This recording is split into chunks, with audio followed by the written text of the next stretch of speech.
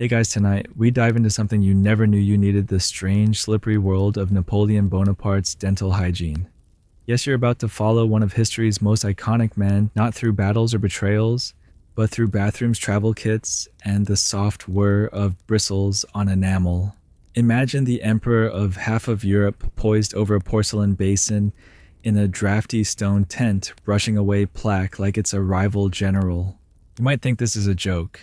You might even scoff. But by the time we're halfway through, you'll realize, perhaps a little too late, that Napoleon's toothbrush obsession is real vast and weirdly revealing. And you probably won't survive this story with your sanity fully intact. That's okay, neither did he. So before you get comfortable, take a moment to like the video and subscribe, but only if you genuinely enjoy what I do here. And hey, drop a comment with your location and what time it is where you're tuning in from. Now dim the lights, maybe turn on a fan for that soft background hum, and let's ease into tonight's journey together. You trudge through ankle-deep mud, the kind that sucks at your boots, and leaves cold fingerprints around your ankles. The year is 1806, and the French army is somewhere between glorious conquest and complete logistical collapse. Rain pelts the canvas of Napoleon's campaign tent, and inside lit by flickering candlelight, and the damp breath of war horses tethered outside the emperor stands at a mirror, shirtless, focused, brushing his teeth, not with the rugged indifference of a man on campaign. No, Napoleon is methodical, wrists straight, strokes vertical, the bristles, possibly Siberian boar hair, glide with intent, one tooth at a time, lower molars, upper incisors, circular motion near the gums. He spits into a copper bowl lined with lavender leaves. A valet stands nearby, arms crossed behind his back, eyes respectfully averted. That image, delicate grooming amidst military grit, says almost everything you need to know. Because for Napoleon, hygiene wasn't vanity. It was order, control. If he couldn't dictate the weather or the Russians or his brother's idiotic decisions, then by God, he could keep Tartar at bay. What's astonishing isn't that he brushed, it's that he brushed well. In an age where most people believed tooth pain was divine punishment and toothbrushes were considered borderline witchcraft, Napoleon embraced the bristle like a sword. His camp baggage always included grooming kits, one for hair, one for shaving, and one nestled like a reliquary for oral care, multiple brushes, custom-made paste jars, a silver tongue scraper. It's easy to scoff now, but you've seen what powdered sugar and battlefield rations do to molars. And Napoleon was a man who knew better than to lead with a cavity. Smile with confidence, conquer with clean breath, that sort of thing. The irony is, he wasn't born into cleanliness. His Corsican childhood was humid, rugged, and full of questionable water sources. The Bonapartes weren't poor, but dental care ranked somewhere below goat maintenance. And young Napoleone, yes, he had an extra E back then. Grew up in a town where people rinsed their mouths with red wine and considered a firm twig a decent toothbrush. Still, he had a thing for routines even then. He'd polish his boots 3 times a week and wash behind his ears with basil-infused soap his mother made. Toothbrushing likely adopted during his early education in mainland France. Historians still argue whether it was a particular Jesuit tutor or a noble roommate who introduced him to the bristle, but by the time he was 17, he was carrying a kit. Not just any kit, leather-bound, buckled tight. Inside a short-handled brush with alternating dark and light hairs, a pot of chalky mint paste, and a copper implement that looked like it belonged in a surgery room more than a bathroom, and he used it daily. Fast forward to adulthood, and things got even more intense. By the time he was crowned emperor in 1804, Napoleon had an entire team responsible for personal grooming. His official valet Constant kept meticulous notes of the emperor's daily habits. Constant once described a toothbrush that had a handle carved from the tusk of an elephant, gifted by the Maharaja of Mysore. A toothbrush that cost more than a year's wages for a grenadier. You pause at this point, unsure what's more absurd, the toothbrush, or the fact that we have records of the toothbrush. One of the strangest stories from the 1805 campaign comes from Austria. where Napoleon's forces were preparing for what would become the Battle of Austerlitz. Tents were cramped, supplies were low, men were eating dried onions for warmth. Yet Napoleon had his brass basin and mint paste delivered to him at dawn. A courier once crossed 2 rivers on horseback to retrieve a forgotten brush. He arrived frostbitten and half delirious, clutching the case like it held the Treaty of Tilsit. "Let others win battles," Napoleon reportedly said that morning. "I'll win the morning." That line might be apocryphal, but it feels right, doesn't it? He was obsessed with control, and toothbrushing gave him 3 quiet minutes of predictable victory. Now let's zoom in. Literally. Imagine you're holding one of his brushes. It's shorter than today's versions because you didn't need reach, just pressure and grit. The bristles aren't synthetic because plastic hadn't been invented yet. They're natural hair, which meant absorbent, which meant bacteria heaven. So yes, Napoleon brushed regularly, but he was also possibly reintroducing yesterday's mouth gunk into today's mouth with every swipe. Historians still argue whether he truly understood the microbial implications or whether he just liked the ritual. What we know is this: he didn't like sharing them, not even with Josephine. Josephine. You'll meet her properly in a few sections, but let's just say she once described Napoleon's morning breath as a battlefield in itself. That may have been a metaphor. It may also have been a direct comparison. Regardless, even during the height of war, the emperor kept a fixed schedule. Wake, bathe if possible, coffee, teeth. His pastes were bizarre, by the way. Sometimes just powdered charcoal and mint, sometimes vinegar and salt. And according to one soldier's memoir, he once tried a mixture containing crushed oyster shells and mercury. Don't try that one at home. Still, there's a quiet dignity in imagining the conqueror of Europe spitting into a bowl before giving orders to attack Prussia. It humanizes him. Not in a he had a mother too way, but in a he had bad breath too way. You start to realize that no matter how many countries he annexed, no matter how many palaces he redesigned, Napoleon was still just a man trying to keep his molars in line while Europe burned. The next time you hear someone mention the Napoleonic Wars, don't picture maps and bayonets.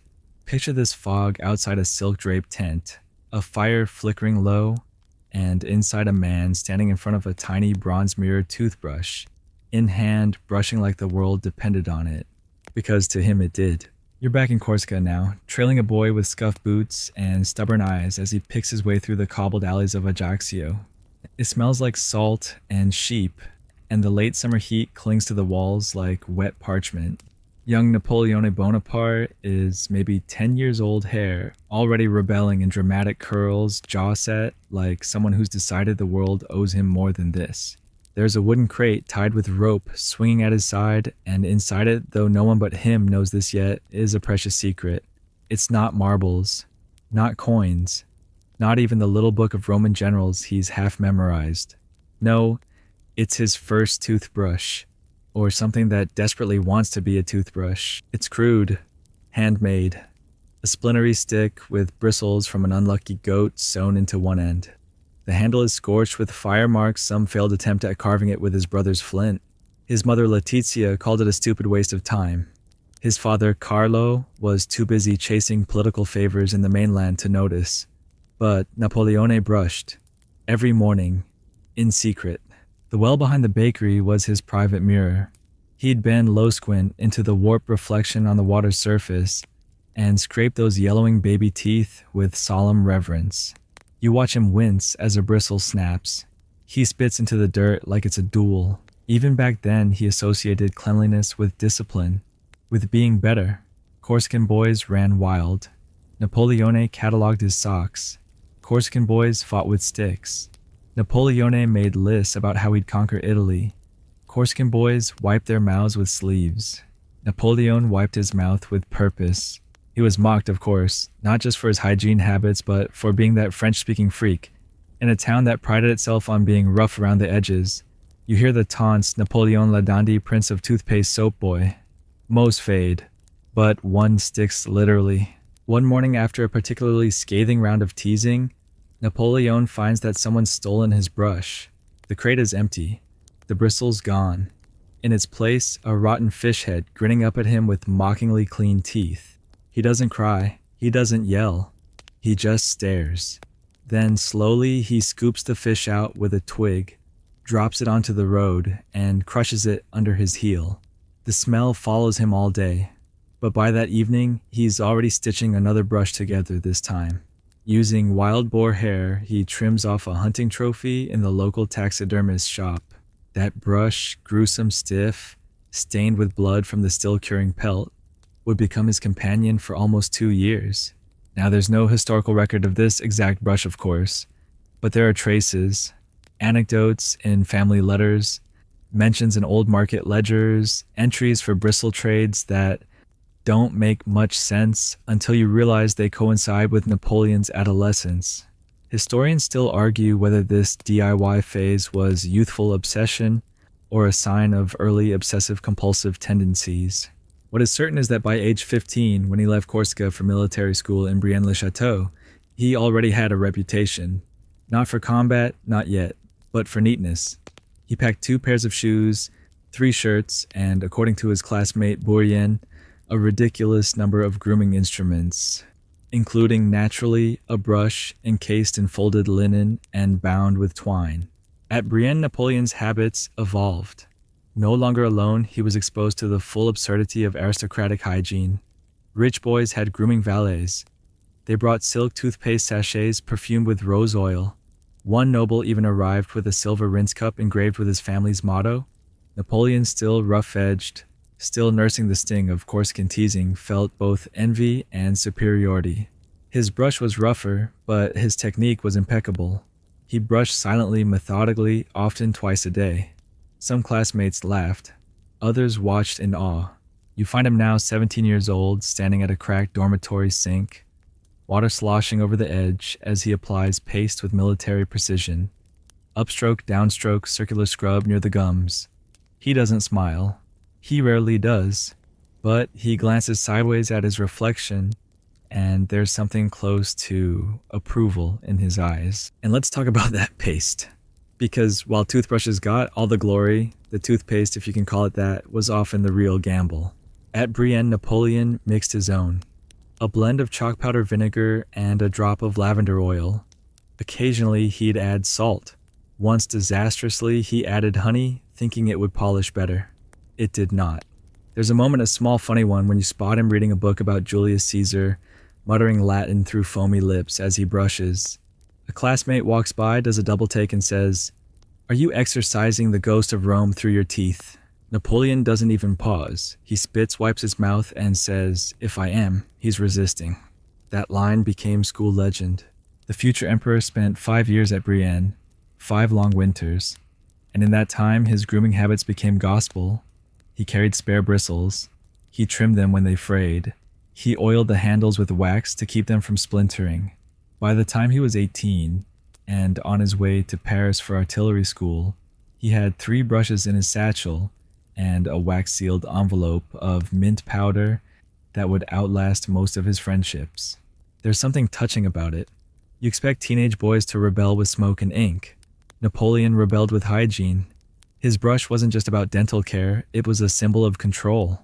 In a chaotic, hierarchical world where Corsican boys were supposed to stay poor and dirty, he claimed a clean mouth as a throne. By the time he joined the military as a second lieutenant, his toothbrush came with its own designated pouch, wrapped in velvet, tucked between medals he hadn't earned yet, and letters he hadn't written yet. One of his first letters home incidentally included a request for more lavender oil, not bullets, not rations, lavender oil. And this is where things start getting really interesting, because by now Napoleon's obsession with dental hygiene isn't just quirky, it's contagious. You begin to notice how the men around him shift. His fellow officers, once dismissive, now start brushing. One uses wine. Another uses lemon peel. A third, bless his heart, just chews mint leaves and hopes for the best. Napoleon says nothing, but he notices. And then he starts asking questions. Do you rinse after brushing? How often do you change your brush? Have you tried soaking it in vinegar to kill mold? A junior officer once remarked that serving with Bonaparte was like preparing for both battle and a dental checkup. One night in 1793, during the siege of Toulon, Napoleon is spotted brushing on a rooftop as cannonballs fly nearby. He's crouched low mirror, propped against a broken crate, calmly foaming at the mouth, while issuing orders through the froth. A soldier yells, "Sir, they're firing." Napoleon replies, "So am I," against decay, and goes back to brushing. Okay, that one might be apocryphal too. But come on, it feels true, doesn't it? This is a man who brushed through heartbreak, through rain, through lice infestations and mutinies, who polished his incisors the morning after his father died, who brushed on horseback during long marches using a small copper mirror strapped to his saddle pommel. There's something ridiculous here, but there's something kind of brilliant too, because every empire needs an anchor. And for Napoleon, it wasn't gold. It wasn't glory. It was a clean mouth. You're surrounded by the stench of gunpowder and something worse, fear, masked in sweat and cannon soot. The air at the siege of Toulon is thick enough to chew, and the screams of war echo down every crumbling alleyway of this battered port city. You sidestep, rubble duck, smoke, and there he is again, Napoleon Bonaparte kneeling behind a collapsed wall, not for prayer, not for strategy, but to rinse his mouth with vinegar water. Yes, really. Toulon, E1793. Napoleon is 24. A promising artillery officer with a chip on his shoulder and enough ambition to frighten most of his superiors. He's about to rise from obscurity with one brilliant act of military precision, but before that, before the infamous plan to seize the heights and turn British ships into floating coffins, he brushes. It's dusk. You're crouched with him, your hands raw from stacking crates of ammunition. A crackling gunshot interrupts the clink of a brass basin, and yet he doesn't flinch. Instead, he squints into a hand mirror, examining the back molars like they might defect without warning. The brush is new, custom, a thick, dark wood handle carved with a faint eagle motif. The bristles stiff-bore hair, arranged in a spiral pattern designed to scour the enemy from the enamel. That was his phrasing, not yours. You watch the strokes. He's faster now, military life compresses everything, but the technique remains pristine. One corner of his lip is split probably from last night's bitter wind, but he brushes around it like a man who's seen worse and survived. And here's the kicker, Napoleon documents this. In the margin of a field report, nestled between notes on artillery calibration and enemy movement, there's a scribbled line. Note, right upper canine remains tender. Increase salt in rinse. Historians didn't believe this at first. The report was dismissed as a forgery, until it was cross-referenced with a surviving letter to his brother Joseph, where Napoleon complains about the bitterness of inadequate bristles and the clumsiness of camp valets. That's right. In a war zone in the middle of one of the most decisive French victories of the Revolution, he's worried about bristle density. But it didn't matter. His plan worked. He captured Fort Mulgrave. He drove the British out. He was promoted to brigadier general. And somewhere in that chaos, as smoke cleared and bodies were counted, his toothbrush returned to its velvet pouch unscathed. There's a story, possibly exaggerated, but delicious all the same, that one of his junior officers lost a tooth during the siege. Blown out by a musket ball, or maybe just loosened from malnutrition. When the man approached Napoleon for medical help, the general nodded sympathetically, then said, "You should have brushed more often." Cold, maybe. But it matches the growing evidence that, by Toulon, Napoleon was preaching dental discipline to his men like scripture. He encouraged his officers to pack personal grooming kits.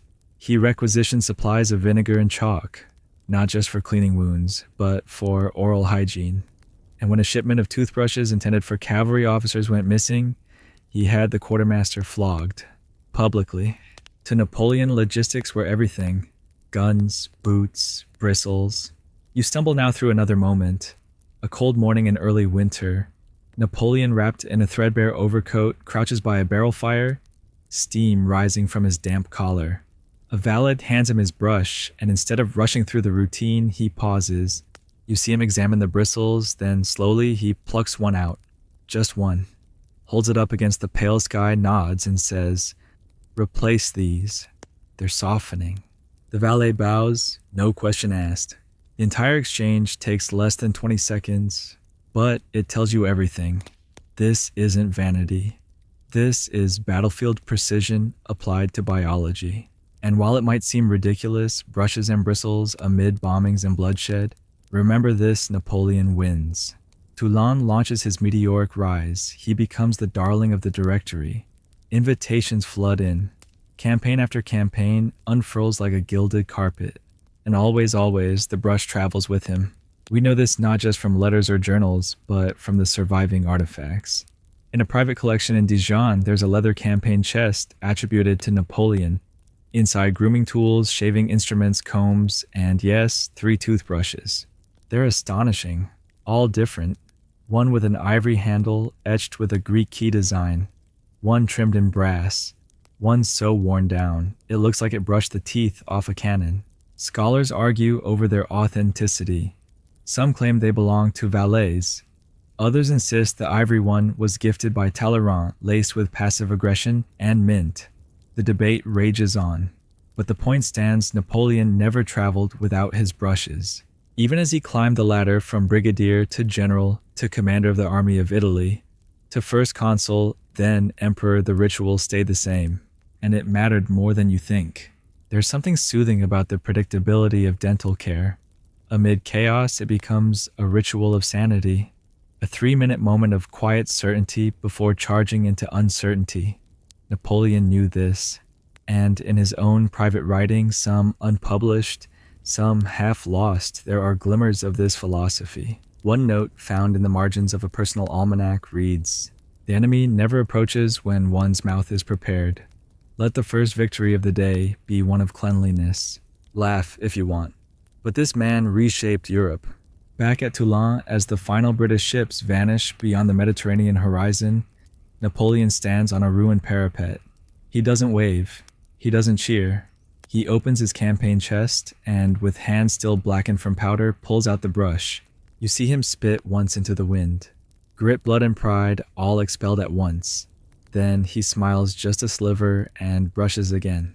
Later that night in his quarters, a visitor will report seeing him using a glass of warm vinegar to rinse. He offers some to his companion, who declines. Napoleon chuckles, shakes his head, and says, "You'll regret that when your teeth are gone, and your victories too." At the time it sounded like a joke, but in hindsight, maybe not, because from here on out brushing became myth. When the Moniteur Universel published a satirical cartoon of Napoleon polishing his teeth with a musket barrel, readers laughed, but the emperor did not. He ordered copies destroyed. Some say he even had the caricaturist briefly imprisoned, not for the insult, but for depicting poor form. The brush strokes were wrong. And so by the time you leave Toulon and march with him into the golden light of destiny, you do so with a strange realization. Napoleon didn't just bring warfare into modernity. He brought toothbrushes too. You're rattling along a muddy road in a creaking coach, the wheels bumping and groaning like old men trying to dance. Outside, France rushes by misty hills, rain-soaked fields, and the distant outlines of cities still recovering from revolution. Inside, tucked safely within a heavy leather trunk that smells faintly of musk, citrus oil, and ambition, lies the object of our attention: Napoleon's travel grooming kit. Not just any kit, the kit. This isn't a nobleman's vanity box filled with powder puffs and pomades. It's a custom-built mahogany chest lined with deep green velvet, the kind of box that could be mistaken for a compact artillery piece if you didn't know better. Brass clasps, a hidden compartment, little silk ties to keep jars from clinking too loudly, and tucked in the center, like the crown jewel, his toothbrush collection. At this point in the story, we're somewhere in the late 1790s. Napoleon has just returned from the Italian campaign. He's no longer the obscure artillery genius of Toulon. Now he's the general, the one who crossed the Alps like a hawk with a saber, the one who turned starving troops into victors and brought back loot portraits and sycophants in equal measure. And with success comes style. The toothbrushes are a perfect snapshot of his rise, elegant, custom, faintly ridiculous. You count at least 6. One carved from ivory, etched with a delicate bee motif, his chosen imperial symbol. Another with a mother-of-pearl inlay, gifted to him by a Milanese noblewoman, whose name he conveniently forgot by the time he reached Lyon. Each brush has its own brass hook in the chest. Each is labeled. Morning Evening Campaign Powder Sage. One simply is labeled Victory. It would be absurd if it weren't true, but we know from records lists kept by valets, receipts from Parisian craftsmen, that Napoleon owned dozens of brushes over his lifetime, and not just utilitarian ones. These were art pieces. Some came in protective tubes of blown glass. Some had detachable heads. One had a tiny compartment in the handle for hiding a scroll or perhaps a drop of perfume, and they all traveled with him. You picture it now, early morning in the Tuileries Palace. The general not yet emperor standing before a gilded mirror, one hand gripping a brush, the other trailing along the edge of his jawline like a cartographer mapping ambition. Behind him, Constant the valet lays out uniforms with the precision of a military parade. But Napoleon, he's elsewhere, mentally calculating troop movements while scrubbing his incisors. What's interesting here isn't just the gear, it's the process. Because with Napoleon, every movement was deliberate. The brush came out at the same time each day. The paste was applied with a small silver spatula. He would rinse 3 times, first with vinegar, then with warm water, then with a mint infusion made by his apothecary. He hated residue, detested grit, and don't get him started on bristle splay. If a valet handed him a brush with a single crooked bristle, back it went. No apology, just a raised eyebrow, and a reminder that order, even oral, must be maintained. There's a travel diary scribbled by one of his secretaries during the Egyptian campaign that describes a surreal moment in the desert. Picture it: blistering heat, men dying of thirst, sand in every crevice of every tent. And yet, in the shade of a crumbling ruin near Cairo, Napoleon unpacks his grooming kit and begins his routine. The secretary writes, "He brushed as if time were paused. No sense of urgency, only the rhythm of bristle and breath as flies circled and camels groaned." It's absurd and strangely beautiful. Even in exile, yes, we'll get there soon, he maintained the ritual. But let's not get ahead of ourselves. For now, you're focused on the glory days. The days of republic parades and triumphant returns. The days when every item in his travel chest was curated like a museum exhibit. Take the brush labeled powder. It was designed for use with a special blend of tooth powder Napoleon had commissioned in Paris. It contained finely ground oyster shells, charcoal cloves, and something referred to only as essence of victory, which we're pretty sure was mint soaked in cognac. A bit dramatic, sure, but this is the man who crowned himself emperor. And here's a fun detail: Napoleon actually tested new brushes, like a general testing new weapons. One valet reported that he would brush lightly on his forearm to test bristle resistance. If it scratched, it passed. If it tickled, it failed. But of all the brushes, the victory brush remains the most debated. Historians still argue whether it was real or symbolic. Was it a joke among his inner circle, a private indulgence? Or was it truly the brush he only used after winning major battles? A tantalizing clue comes from a note scribbled by Josephine. "He will not let me near the one he calls victory. It lives in the green case. He says it brings clarity of thought." Nonsense. Nonsense indeed, but revealing. Because this wasn't just about cleanliness. This was about control. The brush was a totem. A private ritual wrapped in bristles and ivory. In a world spinning with uncertainty, politics, assassination plots, international revolutions, Napoleon found order. In a few minutes of silence before a mirror, you can imagine the brush gliding through his mouth as he reads dispatches. Hear the rhythmic rasp of bristle on enamel as aides hover nervously outside the door. Feel the quiet power of a man preparing to face kings and parliaments with teeth that gleamed like sabers. And not just France noticed. Across Europe, the legend grew. Napoleon's brushes became a running joke in British newspapers. Caricatures showed him brushing his teeth with a cannon swab. In Vienna, one satirical poem described him as the Emperor of Enamel. And in St. Petersburg, whispers floated that his toothbrushes were enchanted gifts from some occult Parisian society that kept his breath eternally fresh. Ridiculous, probably, but also not entirely inaccurate, because he did take them seriously. When the Parisian workshop that made his preferred bristles burned down, Napoleon sent funds to rebuild it personally. Not for the workers, not for the economy, For the brushes, that's devotion. And don't forget the entourage. As Napoleon rose in power, so did the complexity of his grooming team. By the turn of the century, he had a personal apothecary, 2 valets trained in brush maintenance, and a courier responsible solely for acquiring dental materials of correct temperament. That courier once traveled to Switzerland to procure a rare type of bark said to produce superior handle grip. He returned 6 weeks later, frostbitten and giddy, only to discover Napoleon had switched to a different model. You win some, you lose some. But by now you start to see the picture. Napoleon's toothbrush collection wasn't just about dental hygiene. It was about structure, identity, a strange, almost spiritual compass in a life defined by conquest and chaos. Each brush had a name. Each name had a purpose, and each purpose gave the emperor one small unwavering victory before the battles even began. So next time you hear of Austerlitz, of Jena, of Wagram, think also of the brushing that happened before, the quiet mirror moments, the foam, the flick of a wrist, the man becoming a machine, becoming a legend with minty breath.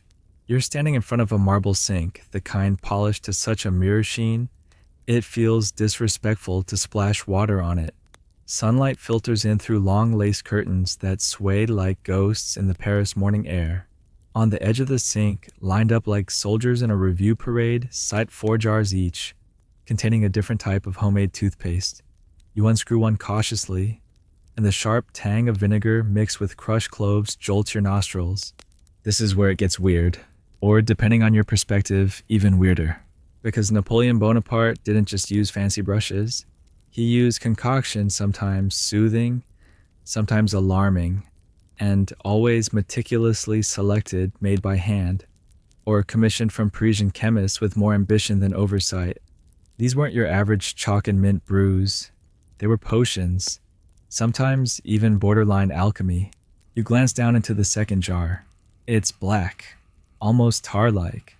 The smell is both floral and smoky, like lavender soaked in charcoal. This is the infamous midnight paste, reportedly Napoleon's favorite for evening brushing. The recipe scribbled in the back pages of a pharmacist's ledger from 1803 includes powdered willow bark, activated charcoal mint oil, and a dash of burnt bread. Yes, burnt bread. According to his valet Constant, the general believes black absorbs impurity from the mouth. He calls it the darkness before command. That sounds poetic until you realize it stained his tongue for hours. Still, Napoleon swore by it.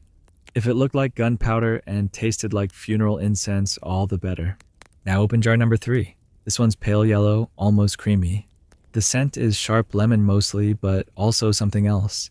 You read the label citron mercurique, and then you freeze. Because yes, that mercurique is mercury. In minuscule amounts, but still mercury. The same substance used in Hatch thermometers and the slow dissolution of 18th century mines. This wasn't rare, by the way. Many 19th century tooth powders contained mercuric compounds. The theory was that they cleansed the gums and removed infection. The side effects, tremors, hallucinations, premature death, were brushed aside, pun fully intended. Historians still argue whether Napoleon knew what he was using. Did he understand the chemical dangers, or was he simply swayed by the science of his time? One theory suggests he tolerated small mercury doses because it reduced gum inflammation, and he reportedly suffered from occasional bleeding. Another posits that he simply liked the sharpness, the metallic sting, like steel on steel. Either way, citron mercurique remained in rotation for years. And then, of course, there was the mint paste, the one everyone tries to copy. Described by Josephine in a letter as fresh as spring snow, bitter as triumph. It was Napoleon's daily go-to, usually applied with a little boar hair spatula. No fingers allowed. That would be barbaric. The formula ground mint leaves vinegar, powdered oyster shell, a pinch of salt, and essence of fir. Though one batch was later found to include crushed violet petals, probably a Valentine's surprise from someone hoping for fresher kisses. The emperor took it seriously. In his personal grooming journal, yes, he kept one, he wrote, "Morning breath is the first insult of the day. Let it be conquered as any foe would." And conquered it he did. When he traveled, he carried many vials of each paste.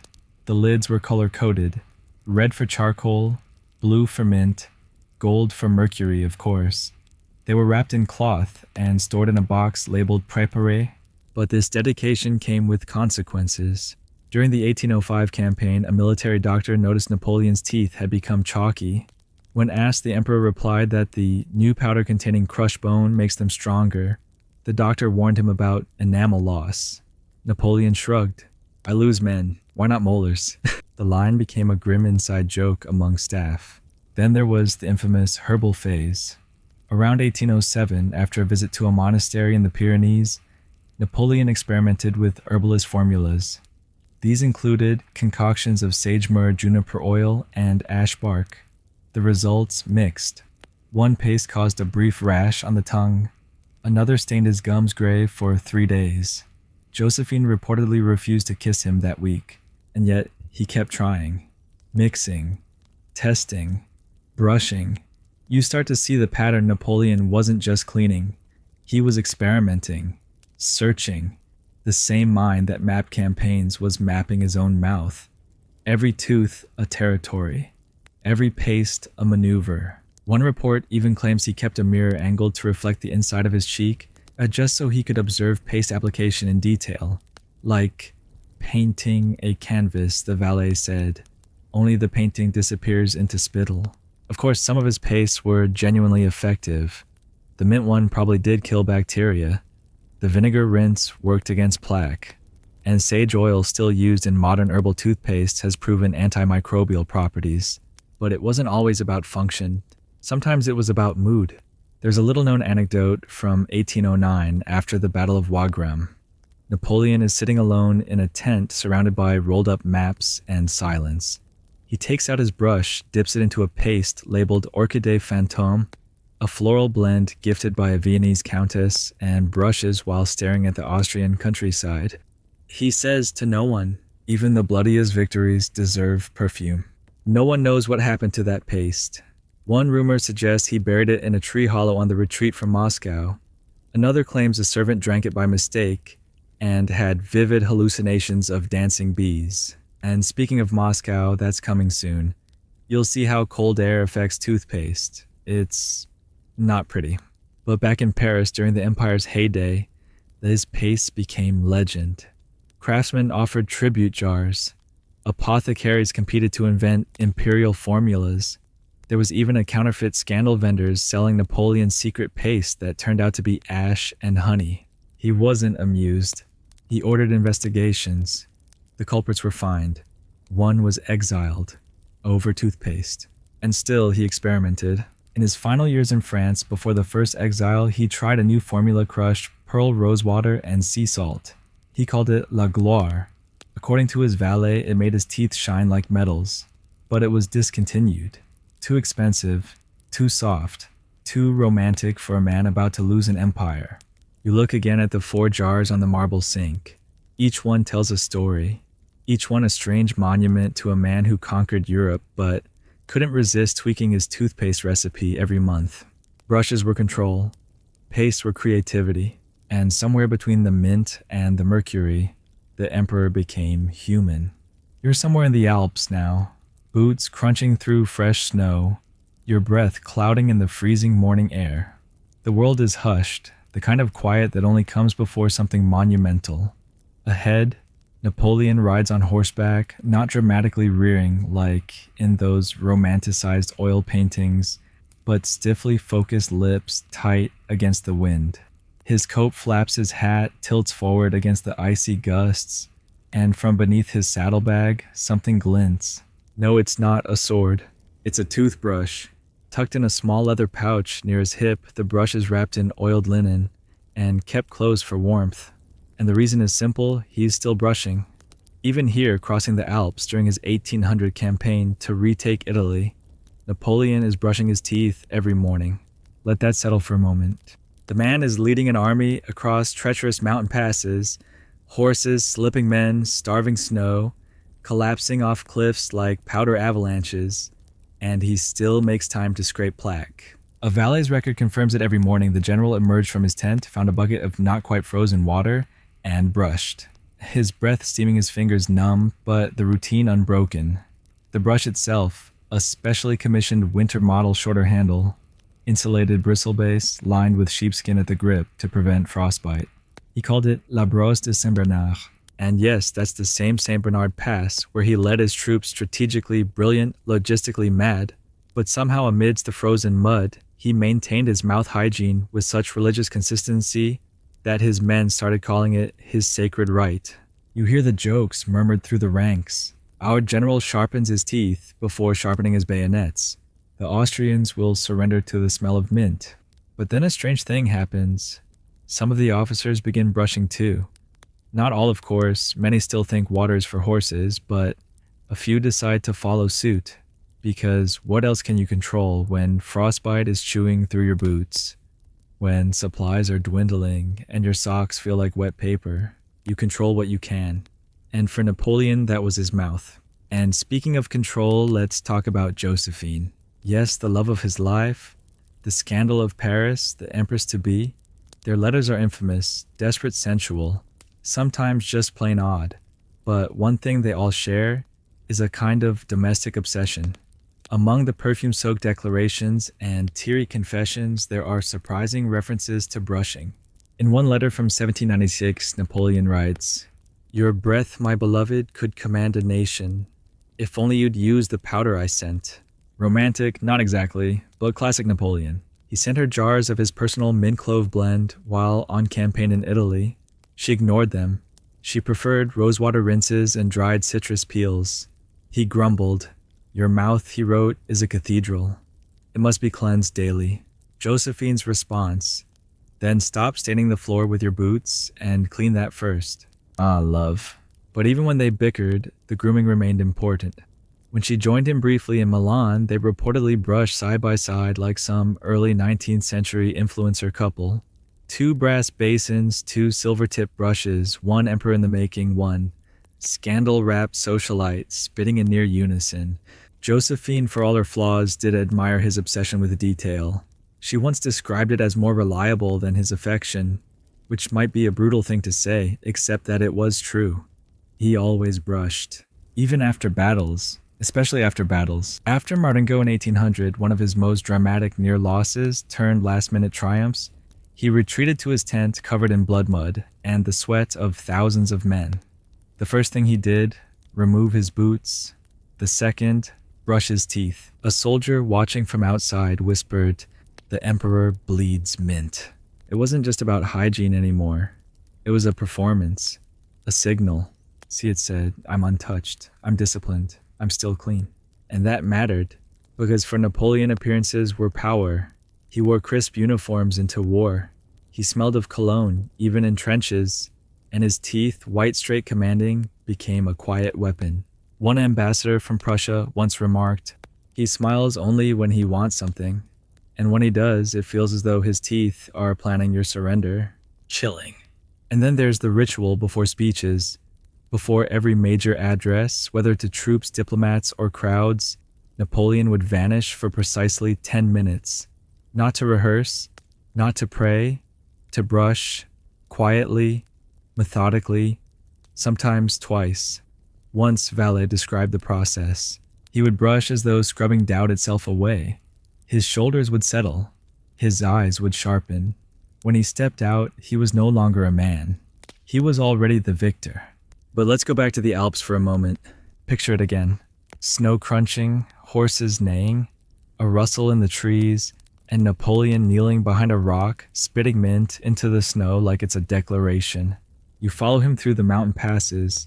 You see him wrapped in furs, his breath fogging the air as he unrolls a brush from waxed cloth. No mirror now, just instinct. His mouth moving like clockwork, his hands shaking slightly from the cold but steady with habit. And you realize something strange, the brush is never out of reach. In his private quarters, it's on the nightstand. On campaign, it's beside the maps. Even during long parades, he's been known to carry a small folding model tucked into the lining of his coat. Not for show. For emergencies. There's even a record of him brushing in the back of a moving carriage using a handheld bronze mirror. And a rinse cup balanced between his knees. The coach hit a pothole. The paste spilled. He cursed. The driver apologized. Napoleon said only, "Watch the road." This is delicate work, and it was because brushing wasn't just self-care. It was identity. As the Alps loomed behind him and the Italian plains opened ahead, Napoleon's teeth remained one of the few parts of his body that bore no scar. A pristine front, a message to allies and enemies alike. You cannot reach me. I am not touched by filth, not even yours. And in a way, he was right. Because while soldiers limped and generals slept in lice-infested hay, Napoleon emerged each morning polished, sharp, and yes, minty. So don't underestimate the power of a toothbrush, especially his. It wasn't just bristles and handle, it was armor. In the war for Europe, it was the one weapon he never lost. You're wading through golden velvet now past gilded mirrors, and the heavy scent of lilies floating in the air. This is the Tuileries Palace at its most smug. The year is 1804. Napoleon has crowned himself emperor, literally placed the crown on his own head, because trusting anyone else to do it would be madness, and the whole of Paris shivers in its silk boots. You pass room after room filled with tapestries and whispered envy until you reach the emperor's private chamber. Not the throne room, not the war room, the other war room, his bathroom. You were expecting something modest. You were wrong. It's massive. An imperial grotto of grooming. There's a marble basin shaped like an eagle, a custom cabinet with dozens of tiny drawers, each labeled in flowing script jade comb, evening cologne, spearmint shards, and of course, brosses rotation actuelle. Current brushes, that is. Because now brushing is no longer just ritual, it's ceremony. Bureaucracy even.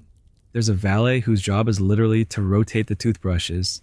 Another tracks their wear and logs replacement dates in a bound grooming ledger. Yes, a ledger. Napoleon now owns, depending on which inventory you believe, anywhere from 27 to 41 brushes. Each one cataloged, numbered, and assigned a purpose. Not time of day. No, that's too basic. His system categorizes brushes by emotional state. One drawer is labeled before diplomacy. Another post-treason.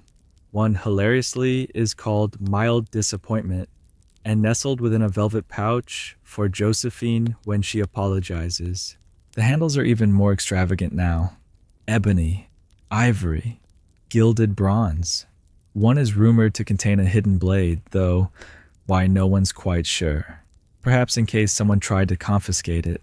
Historians have long debated the symbolism here. Was it narcissism, performance, or just good sense?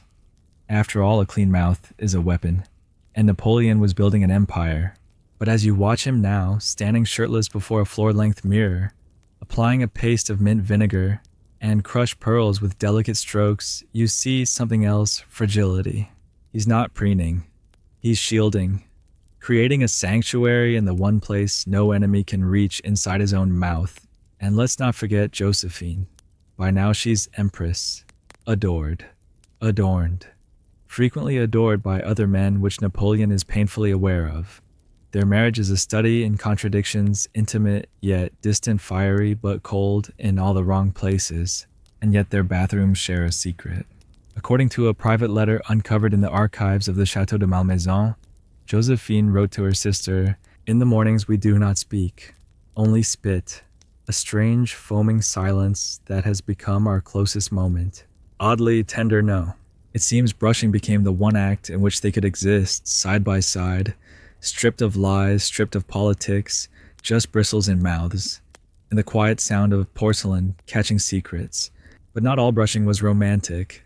Napoleon's mornings now began with what staff called la marche des ablutions, a grooming procession that included shaving, brushing, cologne, application, uniform, donning, and yes, a small performance with his toothbrush.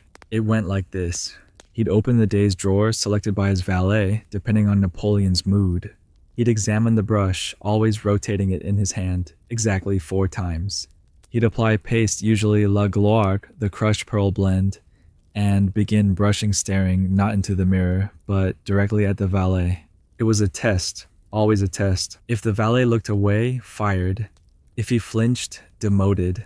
But if he held steady, if he mirrored Napoleon's silent brushing with perfect respect, he stayed, often promoted. This sounds extreme, but remember Napoleon believed in absolute command.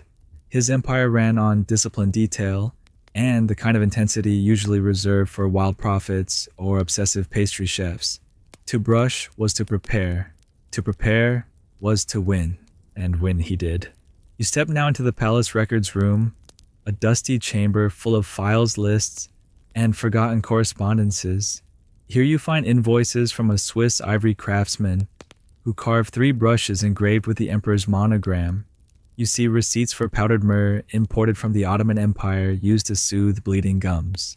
You even see a request sent to the director of the Paris Botanical Garden asking if there exists a leaf as strong as mint but as soft as regret.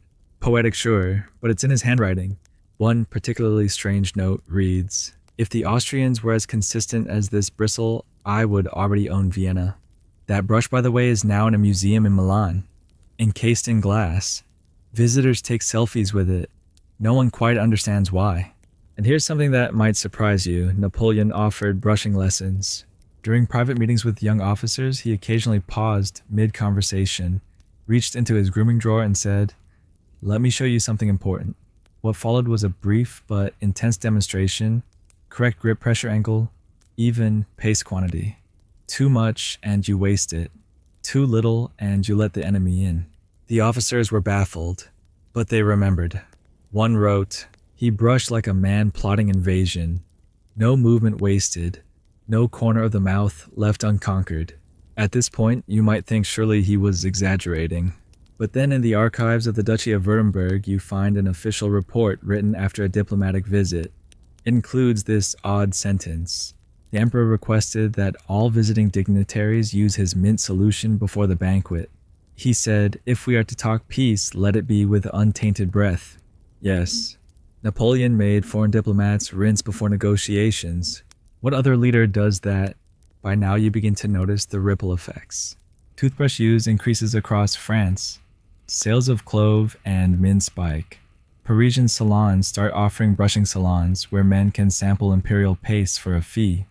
Children play games pretending to be Napoleon brushing before war. Even court jesters craft jokes like, "He invaded Prussia with his smile." There's something both absurd and admirable about this legacy. In an empire built on conquest, taxes, and cannon fire, it's the quiet scrape of bristle against enamel that remains most vividly human. Because here's the truth, no matter how many medals Napoleon wore, how many statues rose in his likeness, every morning he stood alone staring at his teeth, facing himself. A man, just a man, armed with mint. You're jolted awake in the back of a rattling carriage, your breath catching in the stale upholstery, as distant waves crash somewhere beyond the fog. The air smells like rust-wet wood and the sharp salt sting of defeat. Outside wind howls against canvas tarps. Inside, in a velvet-lined travel trunk that now feels more like a coffin than a case, sits the last remnant of imperial dignity, Napoleon's toothbrush. It's 1814. He has abdicated, and now with the Bourbon monarchy back on the throne, and Paris whispering treachery into every crumbling wall, Napoleon Bonaparte, the once emperor of Europe, master of armies, architect of empires, is being sent away. To Elba, a Mediterranean rock barely worth a postage stamp. A forced sabbatical dressed up as a principality. And in the face of humiliation, exile, and betrayal, what does Napoleon do? He packs his grooming kit, every brush, every paste, every tincture, even the silver rinse cup with an eagle handle that he once declared too heavy for travel. Now it travels. 'Cause brushing isn't vanity anymore, it's survival. You picture him now standing in a rented villa on Elba, brushing in front of a cracked mirror. The room is humid, the shutters warped from sea air. He's stripped of uniform and title, but the pace still froths the same. The rhythm still clicks, and each stroke is like a whisper. You're still you. You're still sharp. You still command, if only your mouth. There's a certain tragedy in how carefully he maintains the routine. Every morning he unwraps a fresh linen cloth. Every evening he rinses the bristles with warm salt water, then lays the brush to rest on a polished shell tray. It's heartbreak by habit. His valet still loyal records that Napoleon requested a new brush, suited for dampness within a week of arriving. Elba's humidity was softening the bristles too quickly. He couldn't tolerate that, so they adapted, commissioned a local carpenter to carve olive wood handles, use boar bristles sourced from Corsica. That Corsican connection wasn't accidental. Returning to native materials felt like reclaiming a sliver of identity. Even as Europe celebrated his fall, Napoleon sharpened himself in solitude one bristle at a time. And he wasn't idle. Elba became strangely a laboratory. Not for war, but for grooming. He began testing new infusions, lemon balm, wild rosemary, even powdered coral scraped from the island's beaches. One failed experiment, a paste made from figs and volcanic ash, left his tongue gray for 2 days. He laughed, then tried again. Because what else was he supposed to do? Rule 10,000 peasants. Host parties for bored governors numbered Napoleon needed a campaign, and in the absence of armies, he turned inward. His bathroom became a bunker, a command center, his toothbrushes his only battalion. Visitors to Elba often remarked how strange the emperor seemed, no longer furious, but precise, coldly deliberate, and always minty. One British envoy wrote, "His breath was as fresh as his ambition curious, given that his throne had become an island." The toothbrushes reflected this new identity. Gone were the ivory flourishes and gilded vanity. Now they were simpler, sleeker, function over form, each carved by hand, each labeled with purpose, resolve, regret, return. Yes, return. A brush he only used in the evenings, with a new paste heavy with clove and salt. He claimed it helped him think, and think he did. Because this isn't just the story of exile. This is the ramp up to escape. Every stroke of that brush became part of the mental rehearsal. He was planning, scheming. While the world assumed he was defeated, Napoleon was brushing with the focus of a man tightening a drawstring around Europe's throat. The ritual didn't just soothe him, it reminded him who he was. Because on Elba, the world treated him like a ghost. But ghosts don't need to floss. Only kings do. And in a way, brushing became his rebellion. A refusal to rot. A refusal to fade. As if by scrubbing enamel, he could also scrub away history's attempt to shelve him like a dusty relic. And then almost as quietly as he had arrived, he left. February 1815, the escape from Elba, disguised, determined, armed with a little more than a few loyal guards, a few boats, and a suitcase packed with strategy. And yes, his brushes, records from the voyage list his personal effects. Among them, 3 brushes wrapped in waxed linen, 2 jars of travel paste, one labeled tension, the other victory, a silver tongue scraper, and a brass rinse basin engraved with a small map of Europe. That map was no coincidence. Napoleon was returning, sailing back to France like a storm in a teacup, and in the hold of that boat, his grooming kit remained untouched. Untouched, but ready. Because when he landed, when he stepped onto French soil and began his march to reclaim the throne, he didn't just wear a uniform, he wore fresh breath. Think of it. A general returned from exile, rallying old soldiers not with gold or gunfire, but with certainty, with discipline, with teeth so white they could blind a firing squad. One soldier reportedly said, "He looked younger than I remembered, cleaner, more alive." And it wasn't just the eyes, or the uniform, or the confidence. It was the brushing, still part of him, still holy. You follow him now on the march to Paris, the 100 days, that final frantic, brilliant burst of imperial adrenaline. And still, every morning he brushes. One officer, traveling with him during the advance, recalled waking early to find Napoleon crouched by a riverbank, brushing his teeth with cold water, while birdsong rose over the mist. He asked, "Even now?" Napoleon simply replied, "Especially now." Because in this final phase of his reign, the brushes weren't a luxury. They were armor, against age, against doubt, against the rot of history closing in. At Waterloo they would fail him, but not yet. For now the bristles still gleamed, the mint still burned, and the emperor, teeth bared like a lion waking from sleep, walked toward Paris with paste on his breath and revenge in his blood. You're standing at the edge of a battlefield, your boots sinking into the damp earth of Belgium, the air thick with tension, the acrid residue of spent gunpowder. It's June for 1815, Waterloo. The name itself coils around your chest like a tightening rope. Everything that came before the glory, the exile, the triumphant return has led to this. But you're not here for the cannons. You're in Napoleon's tent, just before the storm breaks. It's early morning. The sky is low and gray, promising rain, and the emperor is already awake. His aides scurry in hushed tones.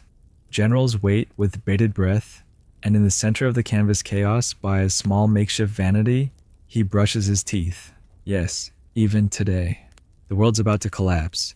The fate of Europe teeters on a muddy field outside Brussels, and Napoleon is standing there bare-chested water, steaming in a tin basin, swishing his mint rinse, like he's preparing for an audience with destiny. 'Cause of course he is. By now this is more than habit, more than vanity. It's ritual, armor. The bristles move like clock hands across his teeth, measured, slow, unyielding. One aide tries to brief him on Prussian movements. Napoleon raises a hand, silences him. Not until he's finished. He spits, wipes his mouth. Only then does he turn to speak. There's something almost eerie about it. How composed he looks. How clean. A man moments away from one of history's bloodiest defeats, and yet not a trace of panic. Not a hair out of place. Not a hint of morning breath. He even wears a faint scent of bergamot. The brush he used that morning, a short-handled boar bristle with a polished mahogany grip carved with a single word inlaid in brass fermeté. Steadiness. According to his valet, it was the same brush he'd used before Austerlitz, before Wagram, before every major victory. Superstition, possibly. But you try telling a man who built an empire out of mud and blood that he shouldn't believe in bristles. Now picture this. Rain begins to fall. Drums begin to beat. Napoleon mounts his horse, eyes scanning the horizon where Wellington's redcoats gather like a tide. His teeth flash for just a moment. White, straight, unbowed. His last great smile. And then the battle. You don't need the details. You've heard them before. Infantry charges, cavalry flanks. The Prussians arrive. The lines collapse. The final agonizing unraveling. But there's a detail most histories skip. After the defeat, after the retreat begins, after France's final flicker dims, Napoleon disappears into a wagon. Not to weep, not to pray. To brush. A single basin. One brush. The same fermeté model. With a paste that he had kept sealed for weeks, a bitter clove and vinegar blend labeled simply Dernier. Last. Imagine that. A man whose name echoes across centuries hunched in the back of a jostling carriage, brushing his teeth, while his empire dissolves behind him. Not because he's deluded, because he needs something to hold on to. Because when everything else slips through your fingers, loyalty, power, history, the last thing you can command is your own mouth. Back in Paris, the mood is grim. The 100 days are over. The Allies close in. The dream ends. Napoleon tries one last gambit abdication in favor of his son. It fails. No one's interested in another Bonaparte, especially one in diapers. And so begins exile again. But this time, there is no Elba. There is St. Helena, a volcanic flyspeck in the middle of the Atlantic, remote, harsh, inhospitable, chosen specifically for its isolation. Napoleon is placed aboard the HMS Northumberland, along with a small staff of few comforts and his now battered grooming kit. The brushes travel with him, fewer than before. No more cabinets, no rotation schedules, just 3 trusted models. Fermeté, solitude, chagrin. They sound like a trilogy of sad French novels. They are in fact the only pieces of control he has left. On the voyage, witnesses say he brushed daily, often twice. Despite the rolling waves and miserable quarters, he refused help, did it silently, stoically. One British officer mocked him. He cleans his teeth like he's still a sovereign. Napoleon's reply, I am.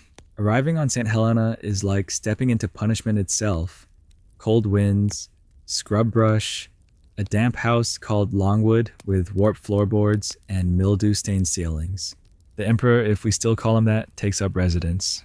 And again, as the world forgets him, as his former allies rewrite history, and the coalition splinter and realign Napoleon brushes, faithfully, without pause. There are records from Longwood House, now a museum, that describe his grooming space. Small, Spartan, a cracked mirror nailed to the wall, one chipped basin, 3 jars of homemade paste, and the brushes. He still names them, still logs their wear, still insists on fresh linen wraps. His valet once offers to carve him a new handle from local teak. Napoleon declines. These are enough, he says. They've seen the truth. It sounds melodramatic until you realize he's not just talking about dental hygiene. He's talking about the life they've witnessed, the rise, the fall, the mornings before war, the nights after defeat, the brushing on cold marble, on windswept plains and stolen tents and crumbling castles. These brushes have been there through everything, and now they remain, even as his health declines. You see it in the later records. He brushes slower now, sometimes with trembling hands. The mint is replaced by fennel and chamomile. The paste becomes gentler. No more pearl. No more vinegar. Just herbs steeped in water. Still, he insists, he brushes through stomach cramps, through melancholy, through the storms that rattle Longwood House for days at a time. Even in his final months, when his appetite fades and the sharpness in his gaze begins to dim, the toothbrush still appears every morning. It's often the only thing he lifts with his own hand.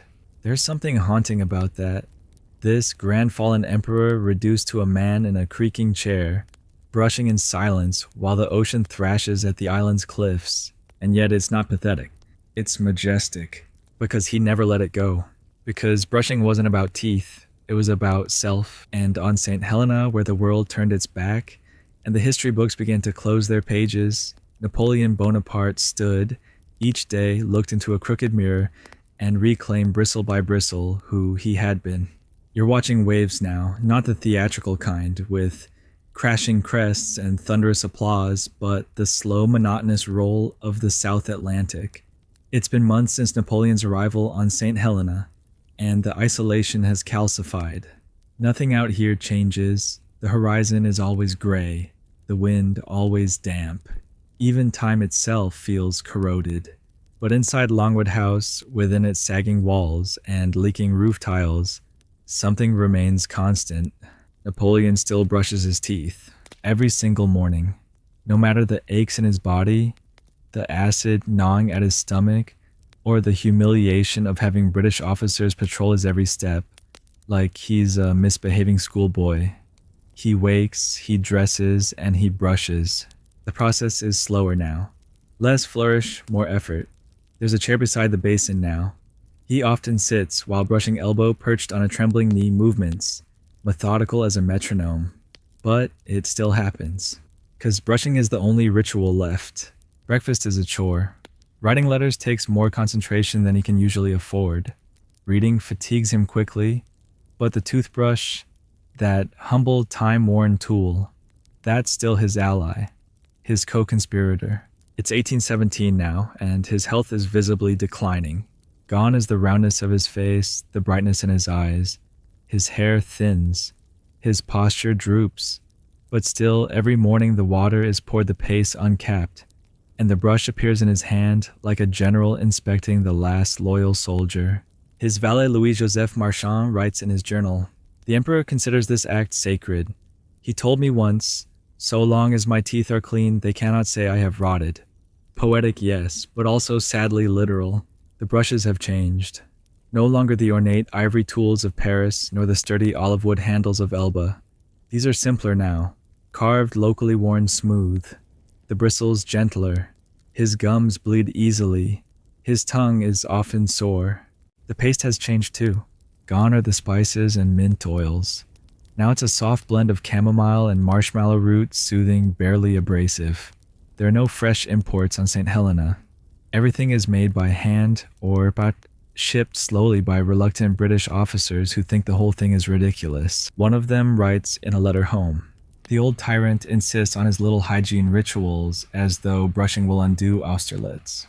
But to Napoleon, that's precisely the point. Not undoing Austerlitz, but preserving it, preserving himself. Every scrape of bristle is a whisper to history: I was here. I mattered. I'm not finished yet. In the evenings, he brushes again. Twice a day still. Even on days when the pain in his abdomen is so sharp he can barely eat. Even when he can't stand for long. He'll ask Marchand to bring the basin to his chair to moisten the brush for him. But he'll do the brushing himself, always. And now you begin to understand. This story was never about the toothbrush. It was about control. In his glory days, Napoleon commanded armies across continents. He bent kings to his will, reshaped borders, and installed relatives as monarchs, like he was organizing place settings. But now, the empire is gone. The name Bonaparte is spoken with fear or mockery. His letters are censored, his words twisted, his legacy rewritten while he's still alive. So what does he do? He brushes, because no one can stop him from doing it. Because in a world where he can't control the press or the army or even his own schedule, he can still control how clean his mouth feels. That might sound small to you, trivial even. But imagine being exiled by the world, watching your name blacken like an apple left out in the rain, and still waking every day to say, no, I am not forgotten. Not yet. The British, for their part, are baffled. Sir Hudson Lowe, the governor of St. Helena, and a man famously incapable of empathy, is particularly disturbed by Napoleon's dental discipline. He once remarked, perhaps half-jokingly, he brushes as though expecting company. There's no one coming. Napoleon's reply, then let my ghost be minty. If he was going to become legend, he'd do it with clean breath. One of the last brushes he used, found years later by a housekeeper beneath a floorboard, is made from dark teak. The handle worn smooth to the point of translucence. The bristles had long since crumbled, but the initials carved faintly into the base remain NB. It sits now in a museum, not next to medals or maps, but on its own. Quiet, still, a testament not to conquest, but to persistence. Because there is something holy about small routines, especially when everything else collapses, and make no mistake, collapse was inevitable. By early 1821, Napoleon is a shell. His appetite is gone. His stomach pain is constant. He sleeps poorly. His face, once so commanding, has hollowed. He no longer debates with his guards, nor lectures Marchand on war theory. He just exists. But even now, even at the edge of life, he brushes. His valet sometimes cries when preparing the basin. The emperor's hands are often too weak to finish, but he tries. He lifts the brush. He moves it slowly over cracked molars and worn incisors. You think, why? Why go through the trouble? Why, when you're days from death, would you still care? But you know the answer? Because brushing is all that's left. Because it's not about teeth. It's about dignity. On May 5th, 1821, Napoleon dies. The doctor who examines his body is surprised to find his teeth in good condition. Some discoloration somewhere, but intact, whole. The man had consumed mercury, chewed powdered charcoal, survived the rot of military rations, and yet his teeth endured. Why? Because he brushed. Every day. For over 5 decades. Through triumph and terror. Through exile and elevation. Because even as everything else slipped away, power, family, nation, he kept one promise to himself. You will not decay. And maybe that's why we remember him. Not just because he redrew Europe or crowned himself in defiance of popes, but because he did what few ever do. He carried his habits across hell and back. He remained to the very end, a man of routine. And now you sit here listening to this, the ocean still whispering in the background, the wind pressing softly against the window, and you realize maybe the story isn't so strange after all. Maybe like Napoleon, you just want something you can control. Maybe brushing your teeth tomorrow morning will feel different. You're walking through silence now. Not the silence of nightfall or the hush before battle, but the kind that settles long after history has finished speaking. The kind that lingers in cold museum air beneath display glass where dust drifts like memory. You're in Les Invalides, the great dome tomb in the heart of Paris. Napoleon's final resting place. And there down a corridor, tucked behind marble busts and rusted sabers, is a modest exhibit. Overshadowed by golden eagles and sprawling campaign maps, it doesn't shout. It doesn't try to impress, but it draws you in all the same. A single case, inside a toothbrush, not gilded, not dramatic, just worn, smooth from use, the bristles long gone, the handle darkened by time and touch. A small placard reads, "Toothbrush of Napoleon Bonaparte, used during his final exile on St. Helena, recovered by a servant, retained as a relic." And you feel it more than with any sword or throne. This was real. This belonged to a human being. Not the myth, not the military genius, just the man.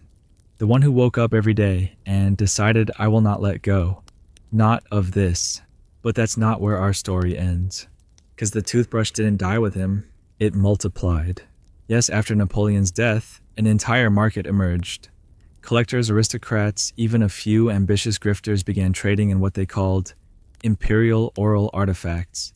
We're talking brushes, paste jars, rinse cups, even bits of linen said to have touched his molars.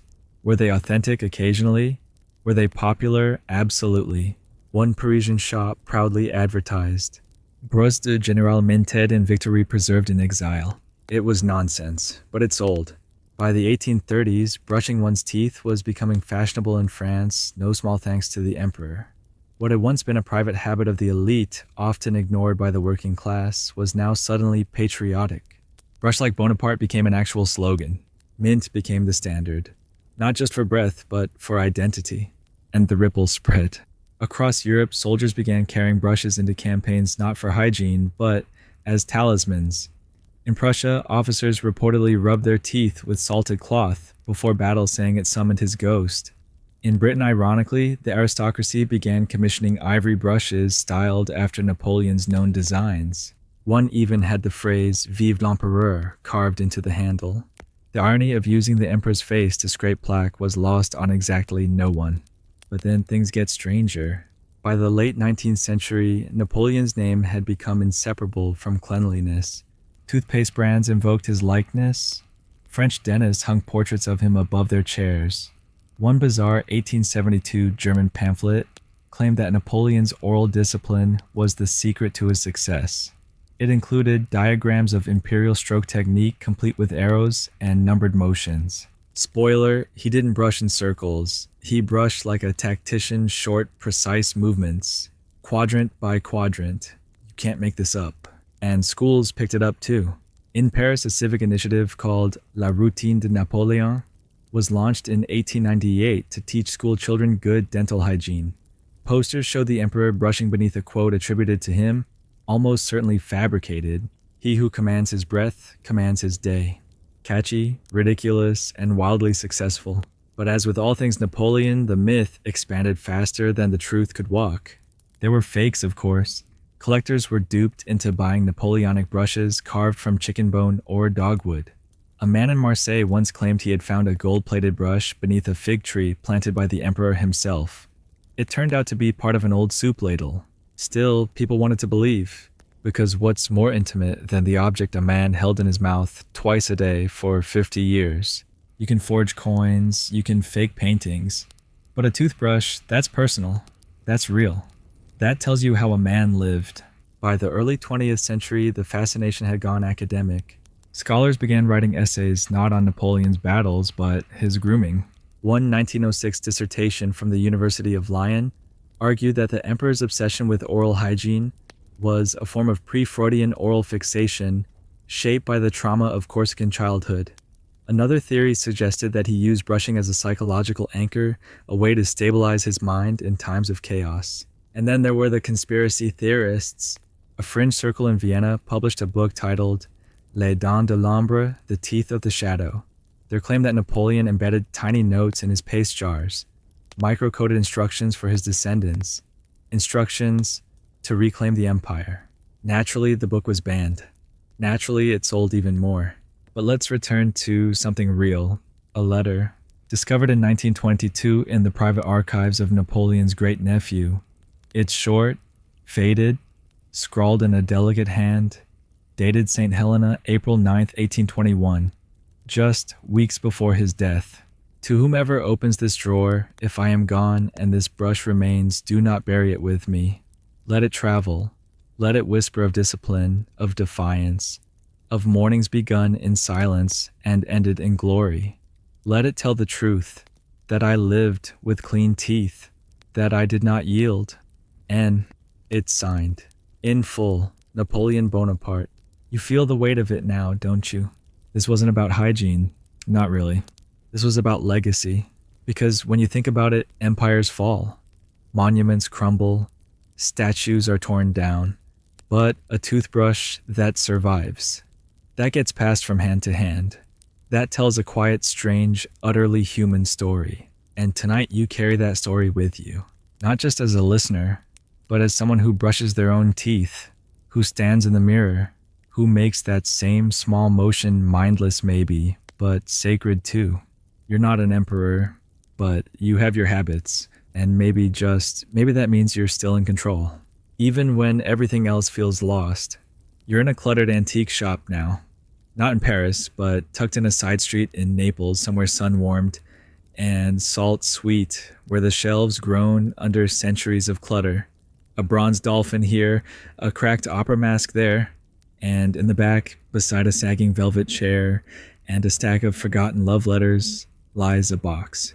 Small, wooden, smoothed by many hands. You open it. Inside is a toothbrush. Handle, faded bristles, splayed.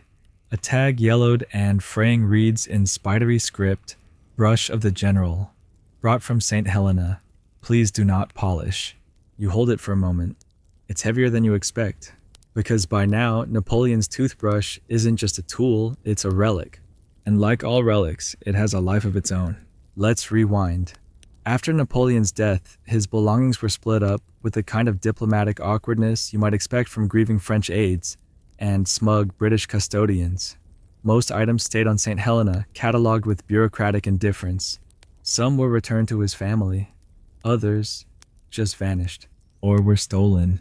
There are reports, unconfirmed naturally, that several of Napoleon's personal effects were smuggled off the island by sympathetic sailors. A handkerchief, a glove, a lock of hair, and yes, a toothbrush, or three. Because by the time the 19th century roared into full steam, multiple toothbrushes were claimed to be the last brush. They popped up in drawing rooms, private collections, and even opera houses. One was displayed in a glass dome during the 1855 exposition at Universelle in Paris, right beside a snuff box and an old pair of silk stockings. Visitors lined up for hours, not for the battle flags, not for the crown, but for the toothbrush. Why? Because it was intimate, weird, personal. A throne makes you a ruler. A toothbrush makes you a person. And people wanted to feel close to the myth, not through statues or speeches, but through the small daily things. One of those last brushes ended up in the possession of Alexandre Dumas. Yes, the novelist. According to a letter he wrote to a friend, it sat on his writing desk for years. It watches me. Reminds me that great men once spat like everyone else. Of course, scholars debate the authenticity. Historians still argue whether Dumas had the real brush or a particularly well-aged imposter. But by then, it hardly mattered. The brush had already taken on a life of legend, and that legend only grew. By the 1880s, entire novels were being written about Napoleon's grooming habits. Napoleon in Time became a bestseller. So did Don du Destin, Tooth of Destiny, which suggested in mock-serious tones that his military genius came from dental alignment. A joke, obviously. But the idea stuck, and museums got in on the act. The Musée de l'Armée eventually added a personal effects of the Emperor room. In it, uniforms, medals, letters. But the most photographed item, a single lonely toothbrush. Behind the glass, a plaque reads, likely used during the 1810s. Handle olive wood, bristles bore, condition fair, emotional resonance extreme. Yes, emotional resonance, because this isn't just about dental hygiene. This is about continuity. A straight line from Corsica to conquest to exile, marked not by treaties or tombs, but by bristles worn thin. And here's where things get interesting. The 20th century brought new technology, X-rays, carbon dating, DNA analysis. Suddenly, old relics could be tested. Truth could be maybe proven. A wave of interest surged in the 1970s when a team of historians attempted to verify the St. Helena brush, held by a small estate in Normandy. The bristles were long gone, but the handle bore faint initials, NB scratched by a left-handed hand. Tests showed it likely dated to the correct period. The wood matched trees from St. Helena. But here's the twist: the team found deep in the grain trace particles of powdered pearl, which as we know was a signature ingredient in Napoleon's La Gloire paste. Was it conclusive? No, but it didn't need to be. Because by then the brush wasn't just evidence, it was symbol. And symbols don't require proof, just belief. In fact, one of the most curious incidents happened not in a museum, but in a courtroom. In 1992, a minor legal battle broke out in Geneva between two descendants of the Bonaparte family. The issue: custody of a toothbrush, specifically a brush believed to have belonged to Napoleon during the Elba exile. Both sides had documents. Both had affidavits. Both had passion. The judge, to his credit, tried to keep a straight face. Ultimately, the brush was awarded to neither. It was handed over to a trust now displayed in a climate-controlled case beneath a velvet curtain that lifts for 30 seconds at a time. You wait in line. You stare. You imagine the emperor's hand knuckles scarred from rains and ink lifting it day after day, preparing not just to face the world, but to remind it who he was. That's the magic, isn't it? We remember emperors for their crowns, their battles, their betrayals. But here, through wood and bristle, we remember the man, the tiny rebellions, the soft, strange rituals, the need to feel clean even when the world crumbles. That's what makes the toothbrush powerful, because no matter how mighty the figure they were, always just a person standing in front of a mirror, foaming at the mouth like the rest of us. And now you see them everywhere. A toothbrush carved into the corner of a Parisian fountain, a limited edition mint toothpaste called Empereur Matin, a tiny hand-painted enamel pin shaped like a bristle brush sold at Les Invalides gift shop. Tourists giggle, but they buy it because they get it. Because in a world of wars and monuments, it's the small, stupid, wonderfully human things that last. And brushing your teeth, that's one of them. You're holding a toothbrush again, but this time it's yours. Plastic, mass-produced, probably bought in a 3-pack at a supermarket. The bristles are bent at odd angles. A few toothpaste specks cling to the handle. Nothing about it screams history. And yet, here you are thinking about Napoleon. Because somewhere along the way, the legend of that little wooden brush wormed its way into the modern mind. Not with grandeur, not through opera or revolution, but in the quiet, repetitive, oddly comforting act of brushing your teeth. Twice a day, every day. Just like him. And in ways you never expected, Napoleon's toothbrush has echoed across centuries, not through battles or borders, but in the culture of routine. It became a stand-in for discipline, for defiance, for the curious need to preserve some slice of ourselves, no matter how unimportant it seems. The toothbrush became a symbol, but also strangely a movement. Let's go back again just briefly. The mid-20th century. Post-war France. The country is rebuilding. The scars of World War II still throb under the surface, and across cities and villages alike, there's a renewed obsession with identity, what it means to be French, to be resilient, to be proud of one's history. And yes, Napoleon makes a comeback, but not just in textbooks or statues, in hygiene. A Paris-based company called Maison d'Empire launched a line of men's grooming products in 1954, proudly adorned with golden eagles and silhouettes of the emperor's hat. The most popular product, a toothbrush, dubbed La Victoire. The marketing campaign leaned in hard. The man who ruled Europe never skipped a morning. Neither should you. It was cheesy, it was bold, it worked. Sales boomed.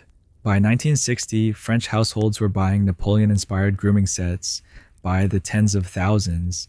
The bristle pattern mimicked the military precision attributed to the emperor's brushing style.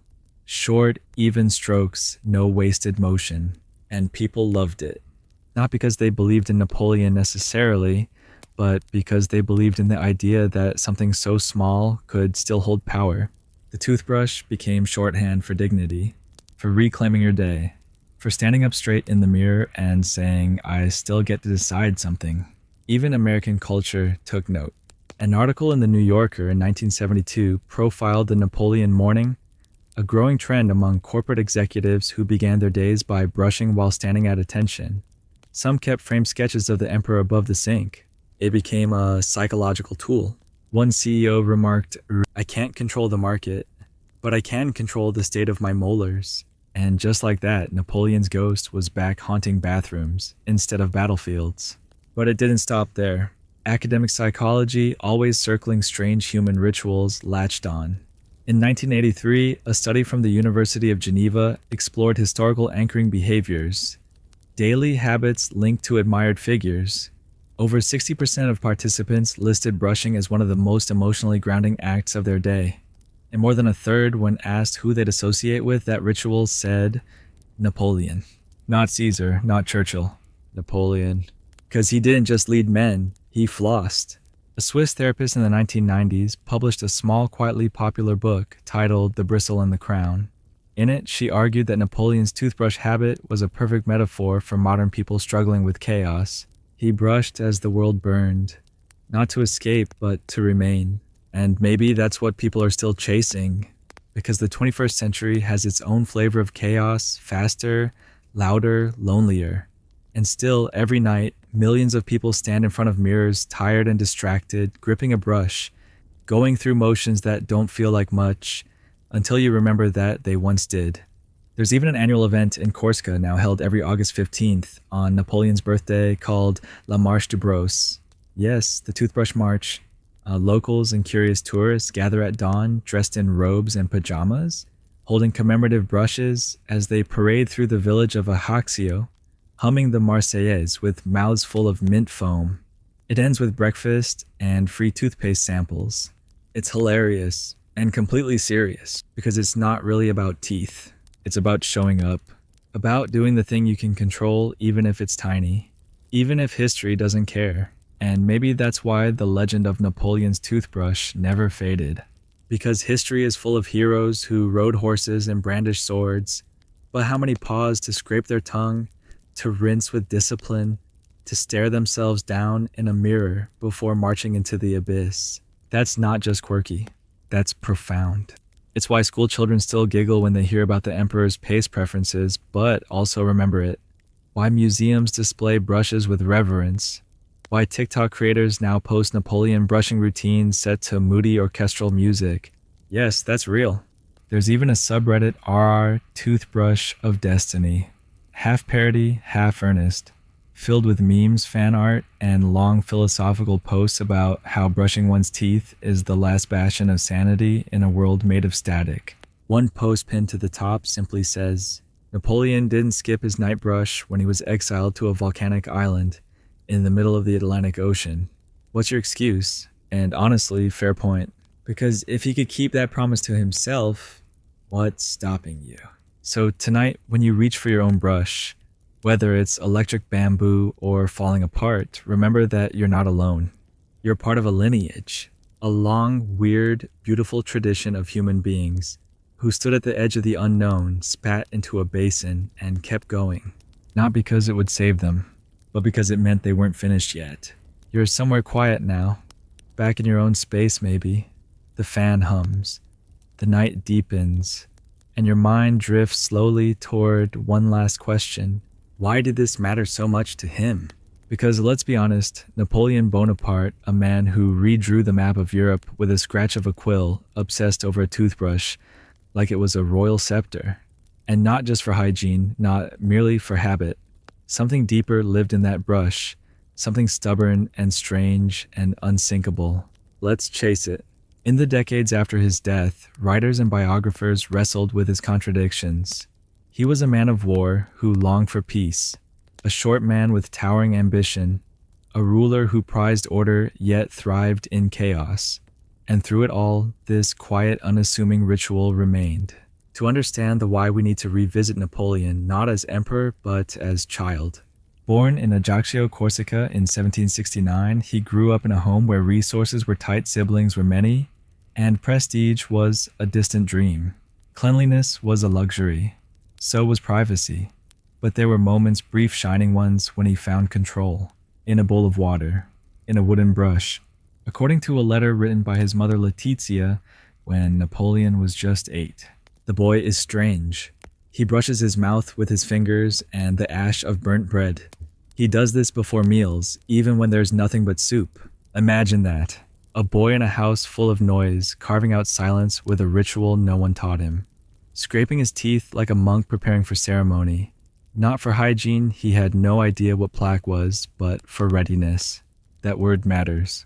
Readiness. Because for Napoleon, life was war, and war required preparation. His early diaries penned in spidery stubborn French reflect this. One page from 1784 reads, "He who begins the day unready loses before noon." And what's the first act of readiness? You guessed it. Brushing. Not armor, not boots, not breakfast. The brush. That small wooden tool that turned trembling boys into generals and exiles into emperors. Or so he believed.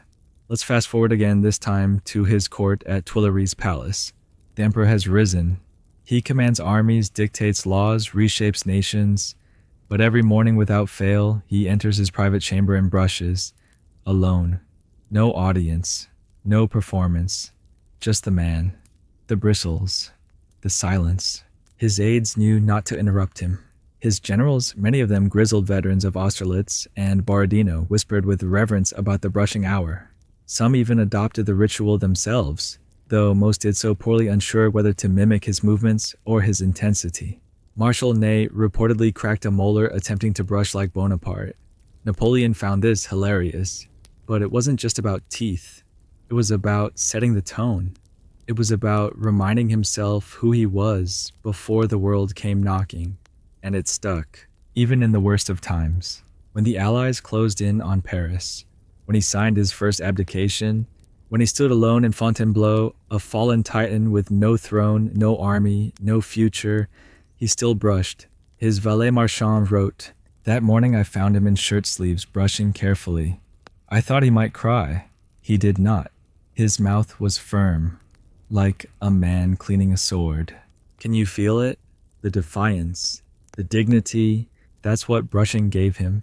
A sense that something still belonged to him. Not France, not the crown, just this. And when he returned from Elba, when the 100 days roared into being like a lion awoken, what was the first thing he unpacked from his satchel? His toothbrush, in a velvet pouch, wrapped in linen. The same brush he'd used on the boat, the same brush from exile, the one he'd held as the world abandoned him. Because it wasn't just a grooming tool, it was a compass, a center. And if that still feels like an exaggeration, consider this. During the preparations for Waterloo, amid maps and scouts and frantic reports, he paused his command tent briefing not for a courier, not for a secret message, but because his basin had arrived late. He stood, brushed, returned to the table without a word. That brush from Ete, the one we've seen before, the one that survived St. Helena, the one that, if rumors are true, is still stored in a temperature-controlled vault beneath Les Invalides, visited quarterly by museum conservators as though it were a crown jewel. Because maybe it is. Maybe a man's toothbrush tells us more than his trophies. After all, a trophy is given.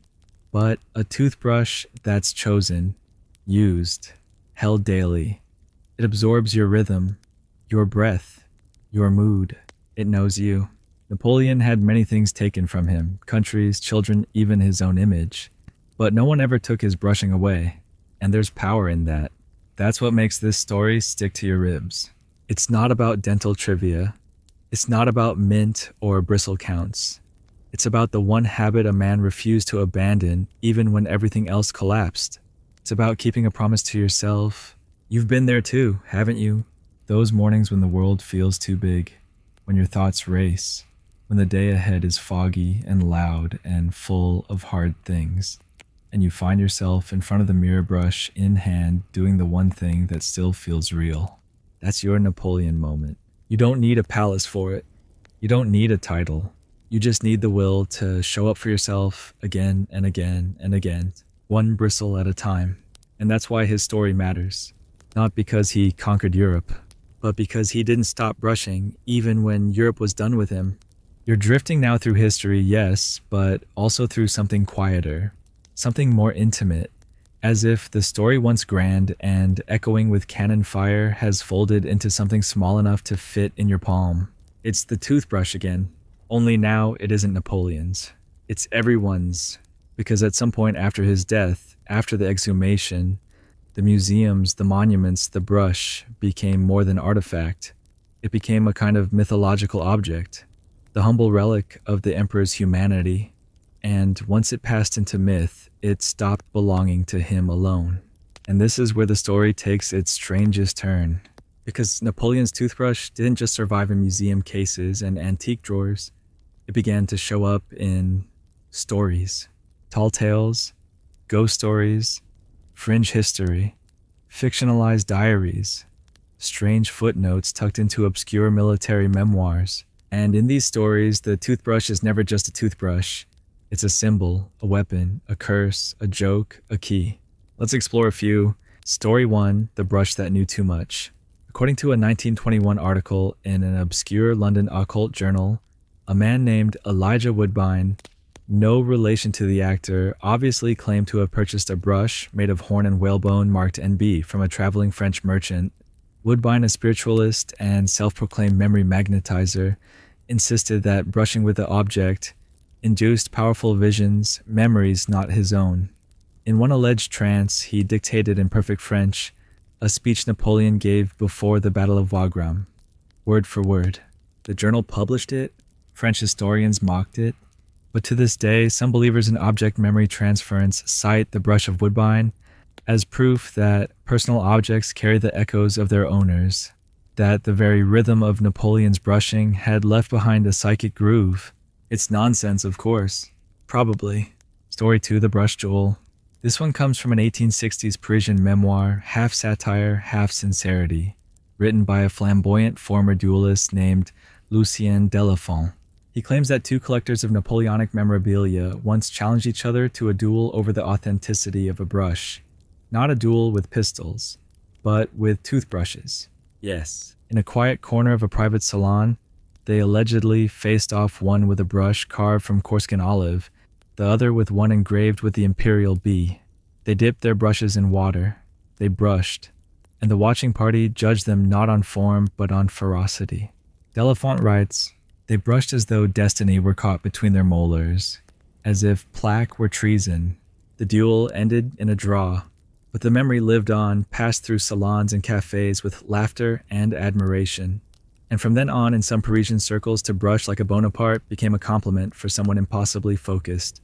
Story 3, The Whispering Bristles. A children's book published in 1965 tells of a lonely boy in Corsica who discovers an old brush buried beneath an olive tree. Every night, when he brushes the bristles, whisper strategy in his ear, how to lead, how to speak, how to rise. The boy eventually becomes a great leader, guided by the voice of an old soldier of dreams. The brush, of course, is never named, but illustrations show a familiar silhouette, a curved wooden handle, a solitary gold end pressed into the base. Children loved it. Parents were puzzled, but even then the symbol held, because this wasn't just about Napoleon anymore. It was about what he represented. Think about it, how many historical figures have objects like this sacred, ritualistic, slightly ridiculous? There are Washington's teeth, Lincoln's hat, Einstein's pipe. But Napoleon's brush, that one's different, because it's so small, so boring, so daily. And maybe that's why it survives in these weird little stories. Because brushing is something we all do, every class, every country, every corner of the world. It's universal. And when you attach it to someone like Napoleon, it stops being mundane. It becomes a bridge, a way to reach back and say he was like me after all, even if only for 2 minutes twice a day. And then there's story 4, this one's real. It happened in 2013 during an archival exhibition in Berlin. A collector from Switzerland displayed what he claimed was Napoleon's wartime field brush, worn wood, faded handle, toothpaste residue still visible under the right light. The experts were skeptical until a small paper was found wedged inside the hollow of the handle. Not a note, not a label. A poem, written in French, scrawled in cramped, tidy script. No signature, no date. But the tone, oh, it was unmistakable. Morning finds me mortal still, yet unbowed foam. Upon my lips, empire in my mind. Let others wake in chaos, I shall begin with order. 3 lines, no verification. But that's the power of myth. The brush doesn't need proof. It just needs possibility.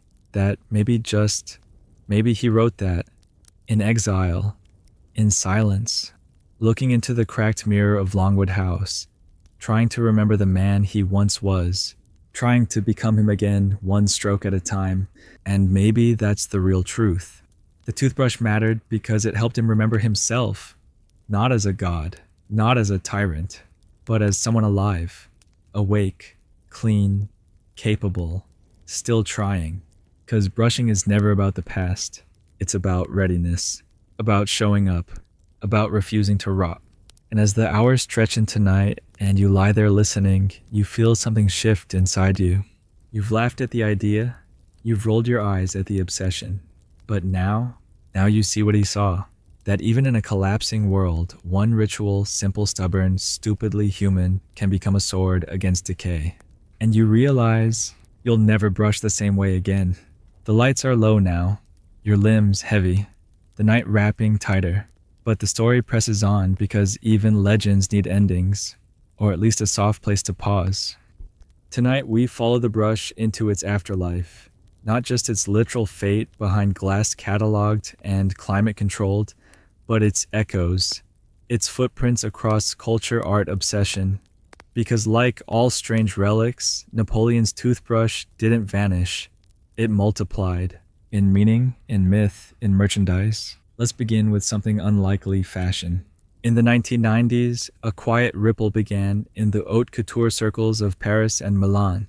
Designers long infatuated with military coats and bicorn hats began to focus on grooming. Specifically, they reimagined Napoleon's self-care rituals as aesthetic choices. There were jackets stitched with toothbrush motifs, silk scarves patterned with mint leaves and imperial bees.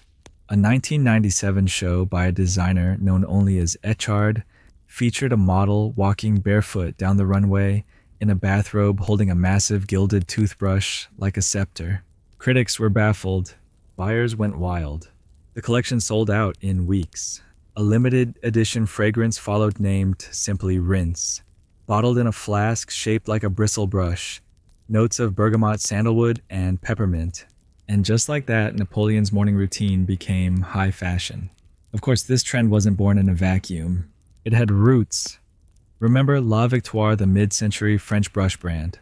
Well, in 2002, a retro revival hit.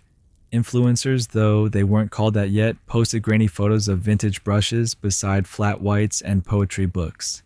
Hashtags like Jacques Imperial Mornings and Brush Like Bonaparte trended for days. And then came the biopic boom. In 2015, a miniseries titled The Corsican aired on French television. Lavish brooding, gorgeously scored, and obsessed with detail. One of its most talked about scenes, Napoleon alone, brushing his teeth before the Battle of Leipzig. No music, no dialogue, just the scrape of bristles and the rising of breath. Critics called it haunting, fans called it iconic. Sales of old-fashioned wooden toothbrushes spiked 20% the following month. But the brush didn't stop at media. It wormed into education. In schools across France, teachers began using Napoleon's grooming habits as a gateway to discuss larger themes: discipline control, the illusion of power. One classroom poster used in a Marseille lycée shows a cartoon Napoleon with his toothbrush raised like a sword. The caption reads, "Brush like a leader, think like one too." And let's not forget the academic world. A Cambridge professor published a best-selling history called The Rituals of Empire, in which she dedicates an entire chapter to the emperor's toothbrush. She argues that Napoleon's brushing was less about dental care and more about ritual identity maintenance, a fancy term for saying when the world spirals, habits keep us sane. Or as she phrases it, the bristle becomes the anchor. But perhaps the strangest afterlife comes not from fashion, nor classrooms, nor documentaries, but from comedy. Napoleon's toothbrush has become a recurring joke across stand-up routines, sitcoms, and even animated films. A popular sketch in a French comedy show features Napoleon in exile trying desperately to brush his teeth while being interviewed by a 21st century dental influencer. The emperor becomes frustrated when told he should use circular motions and floss more. His response: Madame, I flossed Europe. Audience howls, but within the joke lies truth, because there's always been something funny about the brush. How small it is, how obsessively it's been tracked, how it clings to the story like mint on breath. And yet the punchline always circles back to something deeper, that a man so feared, so worshipped, so endlessly mythologized was also a guy who spent 10 minutes every morning scrubbing his molars. There's comfort in that, reassurance. Because if Napoleon had time to brush on the battlefield in exile on the edge of despair, then maybe you can make space too. And so the brush marches on. Today there are over 30 toothbrushes around the world attributed to Napoleon. Some are in museums, some in private collections. A few sit in dusty boxes in university basements, awaiting re-examination. All claim a piece of the myth. But which one is real? Which one touched his lips? No one knows. Maybe none of them. Maybe all of them. Maybe that's not the point. Because the toothbrush has transcended the man who held it. It has become something universal, humble, heroic. It lives in the brush you use without thinking, in the rhythm of your mornings, in that moment when you're half asleep, half anxious, and still, you lift the brush and begin. That is the empire he left behind, not carved in stone, but in the quiet defiance of routine. And if you listen closely, you'll hear it whisper not in French, not in fanfare, but in soft, mint-scented breath. Begin the day, begin with purpose. You're not ruling a continent. You're just trying to survive Thursday. But that's noble enough. Brush, rinse, face the world. You wake up in darkness, not the kind that frightens, but the kind that holds. Heavy and quiet, the hour when even the wind seems tired. And as you shuffle toward the sink, half-conscious and searching for purpose, you pick up your toothbrush, and suddenly, it's there again. Not the emperor himself, but the idea of him. That stubborn, sharp-eyed man standing at his mirror brushing like it meant something. Because to him it did, and maybe to you it does too. Because Section 17 isn't about Napoleon now. It's about you, and what his little wooden brush means here in the 21st century to people who never commanded armies or wore medals, but still carry battles inside them. You felt it, the blur of modern life, a world on fire with information, everything buzzing, blaring, demanding. We spend our days connected, but not really anchored. The more we scroll, the more we drift. And in that chaos, what survives? Ritual. Not religion necessarily, not routines forced by others, but the tiny things you choose. The brushing, the breathing, the quiet in between. That's the genius of Napoleon's toothbrush. Not that it cleaned his teeth, but that it centered him. That it gave him something to hold on to when the world tilted sideways. You need that too. We all do. There's a reason why in psychological circles, brushing is studied not just as hygiene, but as coping. Therapists now refer to it as a micro-ritual of control, a private moment of physical affirmation, proof that you're still here, still in charge of something, and yes, sometimes it's just mindless, but sometimes it's sacred, especially in hard seasons, especially when everything feels unstable, and especially at night. That's when the ghosts return. The same ghost that followed Napoleon through the halls of Longwood House, regrets mistakes, memories that bite. But even then, even in his final days, he still brushed. His valet once wrote, "In the evenings when the wind howled like wolves beyond the shutters, he would ask for his brush. He never skipped. Not once." That's the part people forget. We talk about his ambition, his rage, his brilliance, but we forget that he stayed disciplined when there was no audience left. And isn't that the real test? What you do when no one's watching, when the applause has faded, when your victories are buried under years and dust and questions. Still, he brushed. Still, he said, "I begin." Even if it was just to keep the edges from fraying. Even if it was just for himself. And maybe that's where the story turns inward.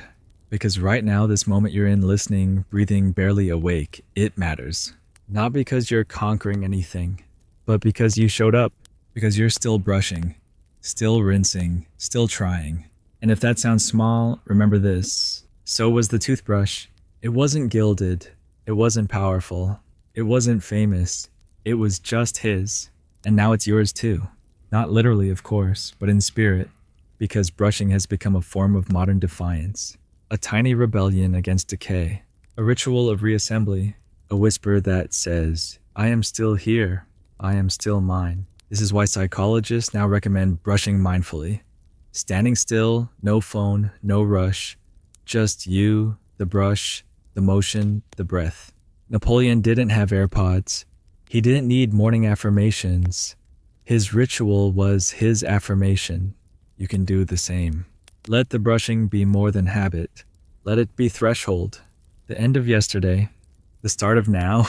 This is your mirror. This is your battle. And no, the stakes aren't empires, but maybe they're harder because they're personal. You're fighting for your time, your calm, your wholeness. And your toothbrush, that's your sword. So yes, Section 17 is about you.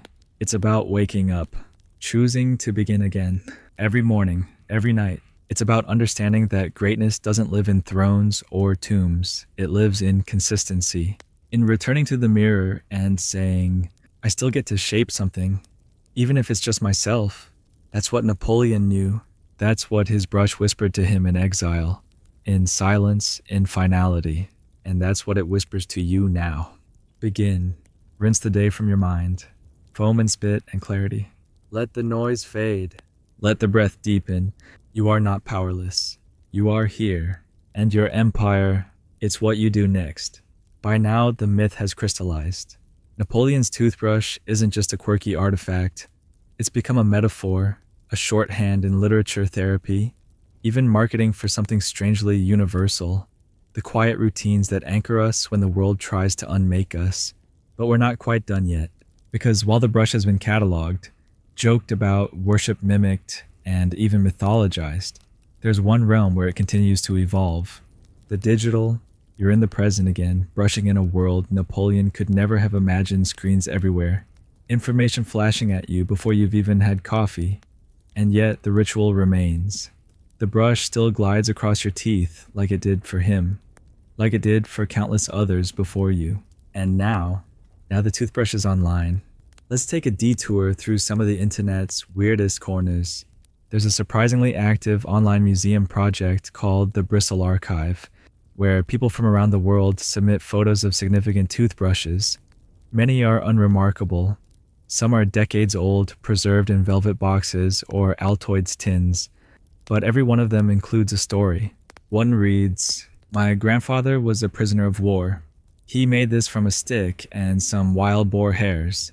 He brushed twice a day in that camp. Said it reminded him he was still a man. Another simply says, This one got me through my divorce.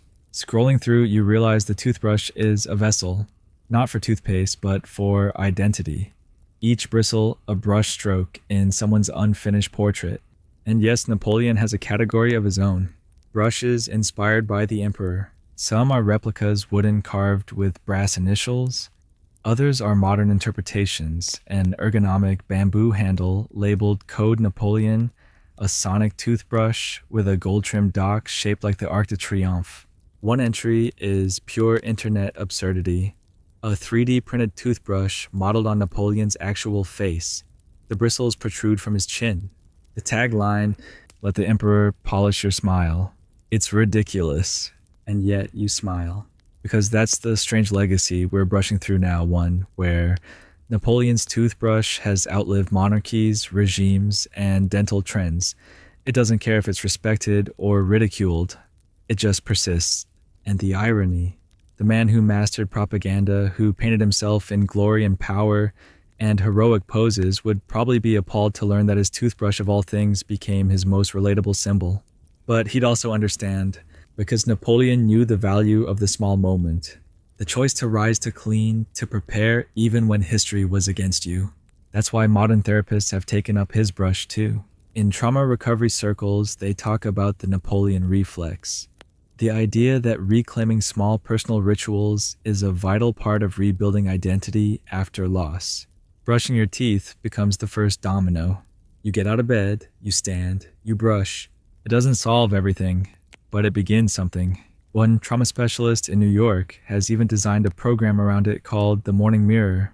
Patients begin their day by brushing in silence, journaling just 3 words about how they feel, and writing down one action they'll take to reassert their agency. It sounds simple. It is simple. But then again, so was Napoleon's brush. And we're not done.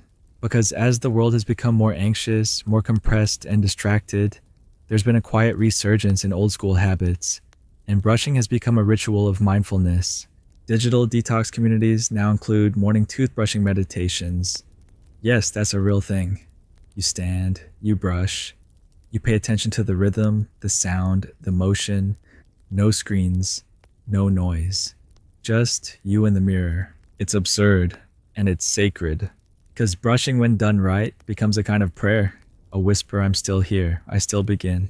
Napoleon knew this even if he never used the language.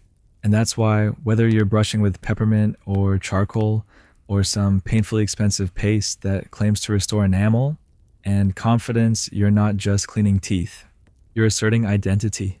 And sometimes when it's late and you're tired and your mind feels like a battlefield, that's enough. That's victory.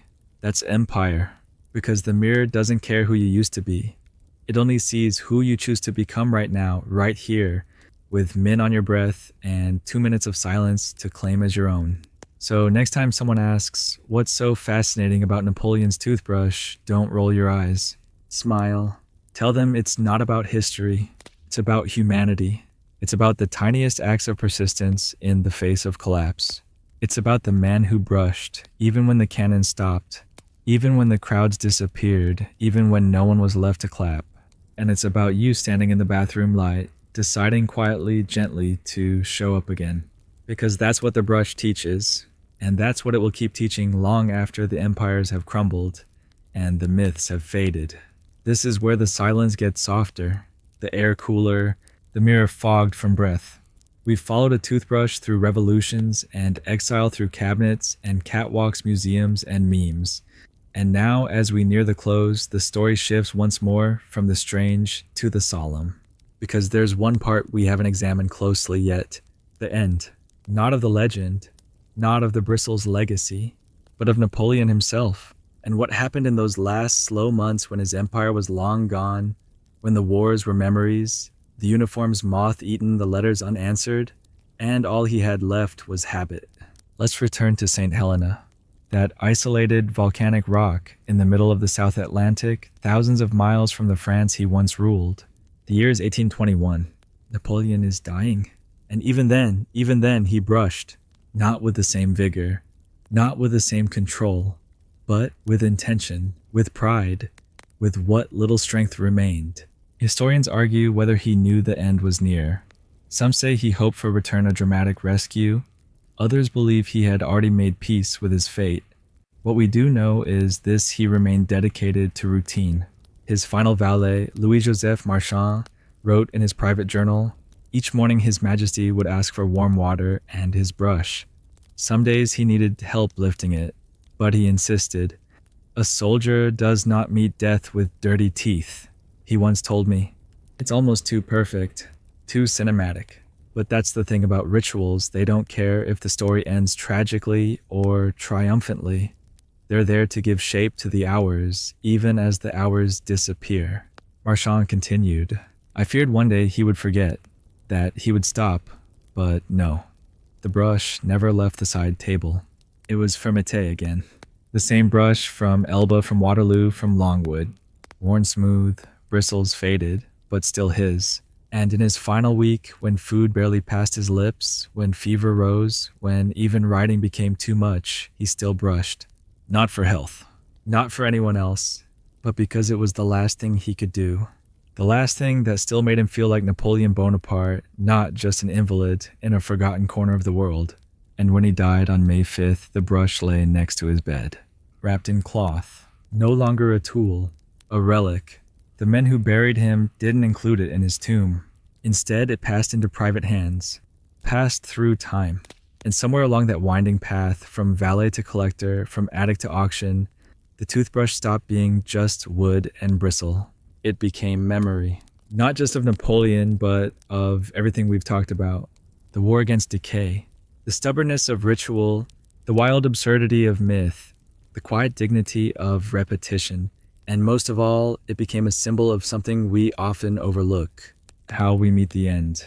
Not the world's end, ours. We don't know what Napoleon thought in those final hours. We don't know what passed through his mind as the light dimmed, but we know what he did with his hands. He held the brush one last time. That's more powerful than any sword or crown or speech, because it's not about what you build, it's about what you return to. And if your last act is to pick up the thing that helped you face the day, then maybe you've lived with courage, with purpose, with fermeté. And so we leave him there not as the general, the emperor, the exile, but as the man brushing in the dark, claiming the last quiet moment of his story. And maybe you feel that too, that your own brush, your own routine holds something sacred. It won't make you a legend. It won't command armies, but it will center you. It will remind you. It will say, you're still here. Begin again. And in the end, maybe that's all any of us can do. You're still here. And somehow so is he. Not in the marble statues or gilded tombs, but in the motion, the memory. The quiet brushing of teeth in bathrooms around the world. Who would have thought? Tonight we close this strange, sleepy saga not with a roar, but with a whisper. Because now it's time to let go of the story. But not of what it gave you. Let's begin where we began the present. You brushing your teeth. Maybe you're standing in the low-light slippers soft on the tiles. Maybe you've just turned on the fan, the background hum, rising like a distant army settling into camp. And now, as you look into the mirror, you realize something's changed. Napoleon is no longer a figure from dusty textbooks or museum plaques. He's there in the bristles, in the routine, in the way you move without thinking, but also with purpose. He's less emperor now and more companion, because brushing has always been about rhythm. Inhale, brush, rinse, begin. It's not grand. It's not heroic, but it's yours, and it always will be. The legacy of Napoleon's toothbrush isn't about conquest. It's about continuity. The idea that you can lose kingdoms, friends, favor, even your future, and still show up for yourself in the smallest way, every single day. Historians will debate the details forever. Was it horn? Was it bone? Was it really fermeté or a marketing invention sold by antique dealers with clever tongues? They'll argue dates, origin, authenticity, but they'll never be able to argue this, that somehow against all odds, a toothbrush became the most human part of a man once seen as a god. And maybe that's what makes it eternal. You don't need to believe every rumor. You don't need to remember every battle. But if this story gave you one thing, one tiny mint-flavored gift, let it be this: the power of showing up for yourself, for your day, for your peace. And every time your fingers curl around your toothbrush handle, every time the bristles touch your teeth, you'll remember not the emperor, but the effort, the decision, the return. And that quietly will be your own form of greatness. Because brushing in the end is never about the past. It's about beginning again. Right here, right now. And now, as your breath slows and your mind settles, the story fades. Not with a bang. Not with a battle cry, but with a gentle click of a toothbrush placed back in its cup. The world feels quieter now. The weight of history has softened like an old coat draped over a chair. Napoleon's name, once shouted across continents, now hums faintly in your memory, like the echo of a tide pulling back into sea foam. You've followed him across empires, through exile, through myth and museum. And yet, where he landed where you land now is the same quiet ritual he never let go. That small rhythmic act, that silent claim of control in a chaotic world. So tonight, as your eyes begin to close and the fan murmurs his lullaby, remember that the world may spin wild, but your breath, your body, your brush can stay steady. The future can wait. The past has already happened, but this moment, this slow drift into sleep is yours. Let the weight of your limbs sink deep into the mattress. Let your thoughts grow fuzzier, softer, fewer. Let the last image be simple: a brush, a mirror, a man, one who rose and fell, one who brushed and brushed again. one who, in the end, faced the night not as a conqueror, but as someone still trying, like you. And with that, close your eyes. Rest easy. You've made it.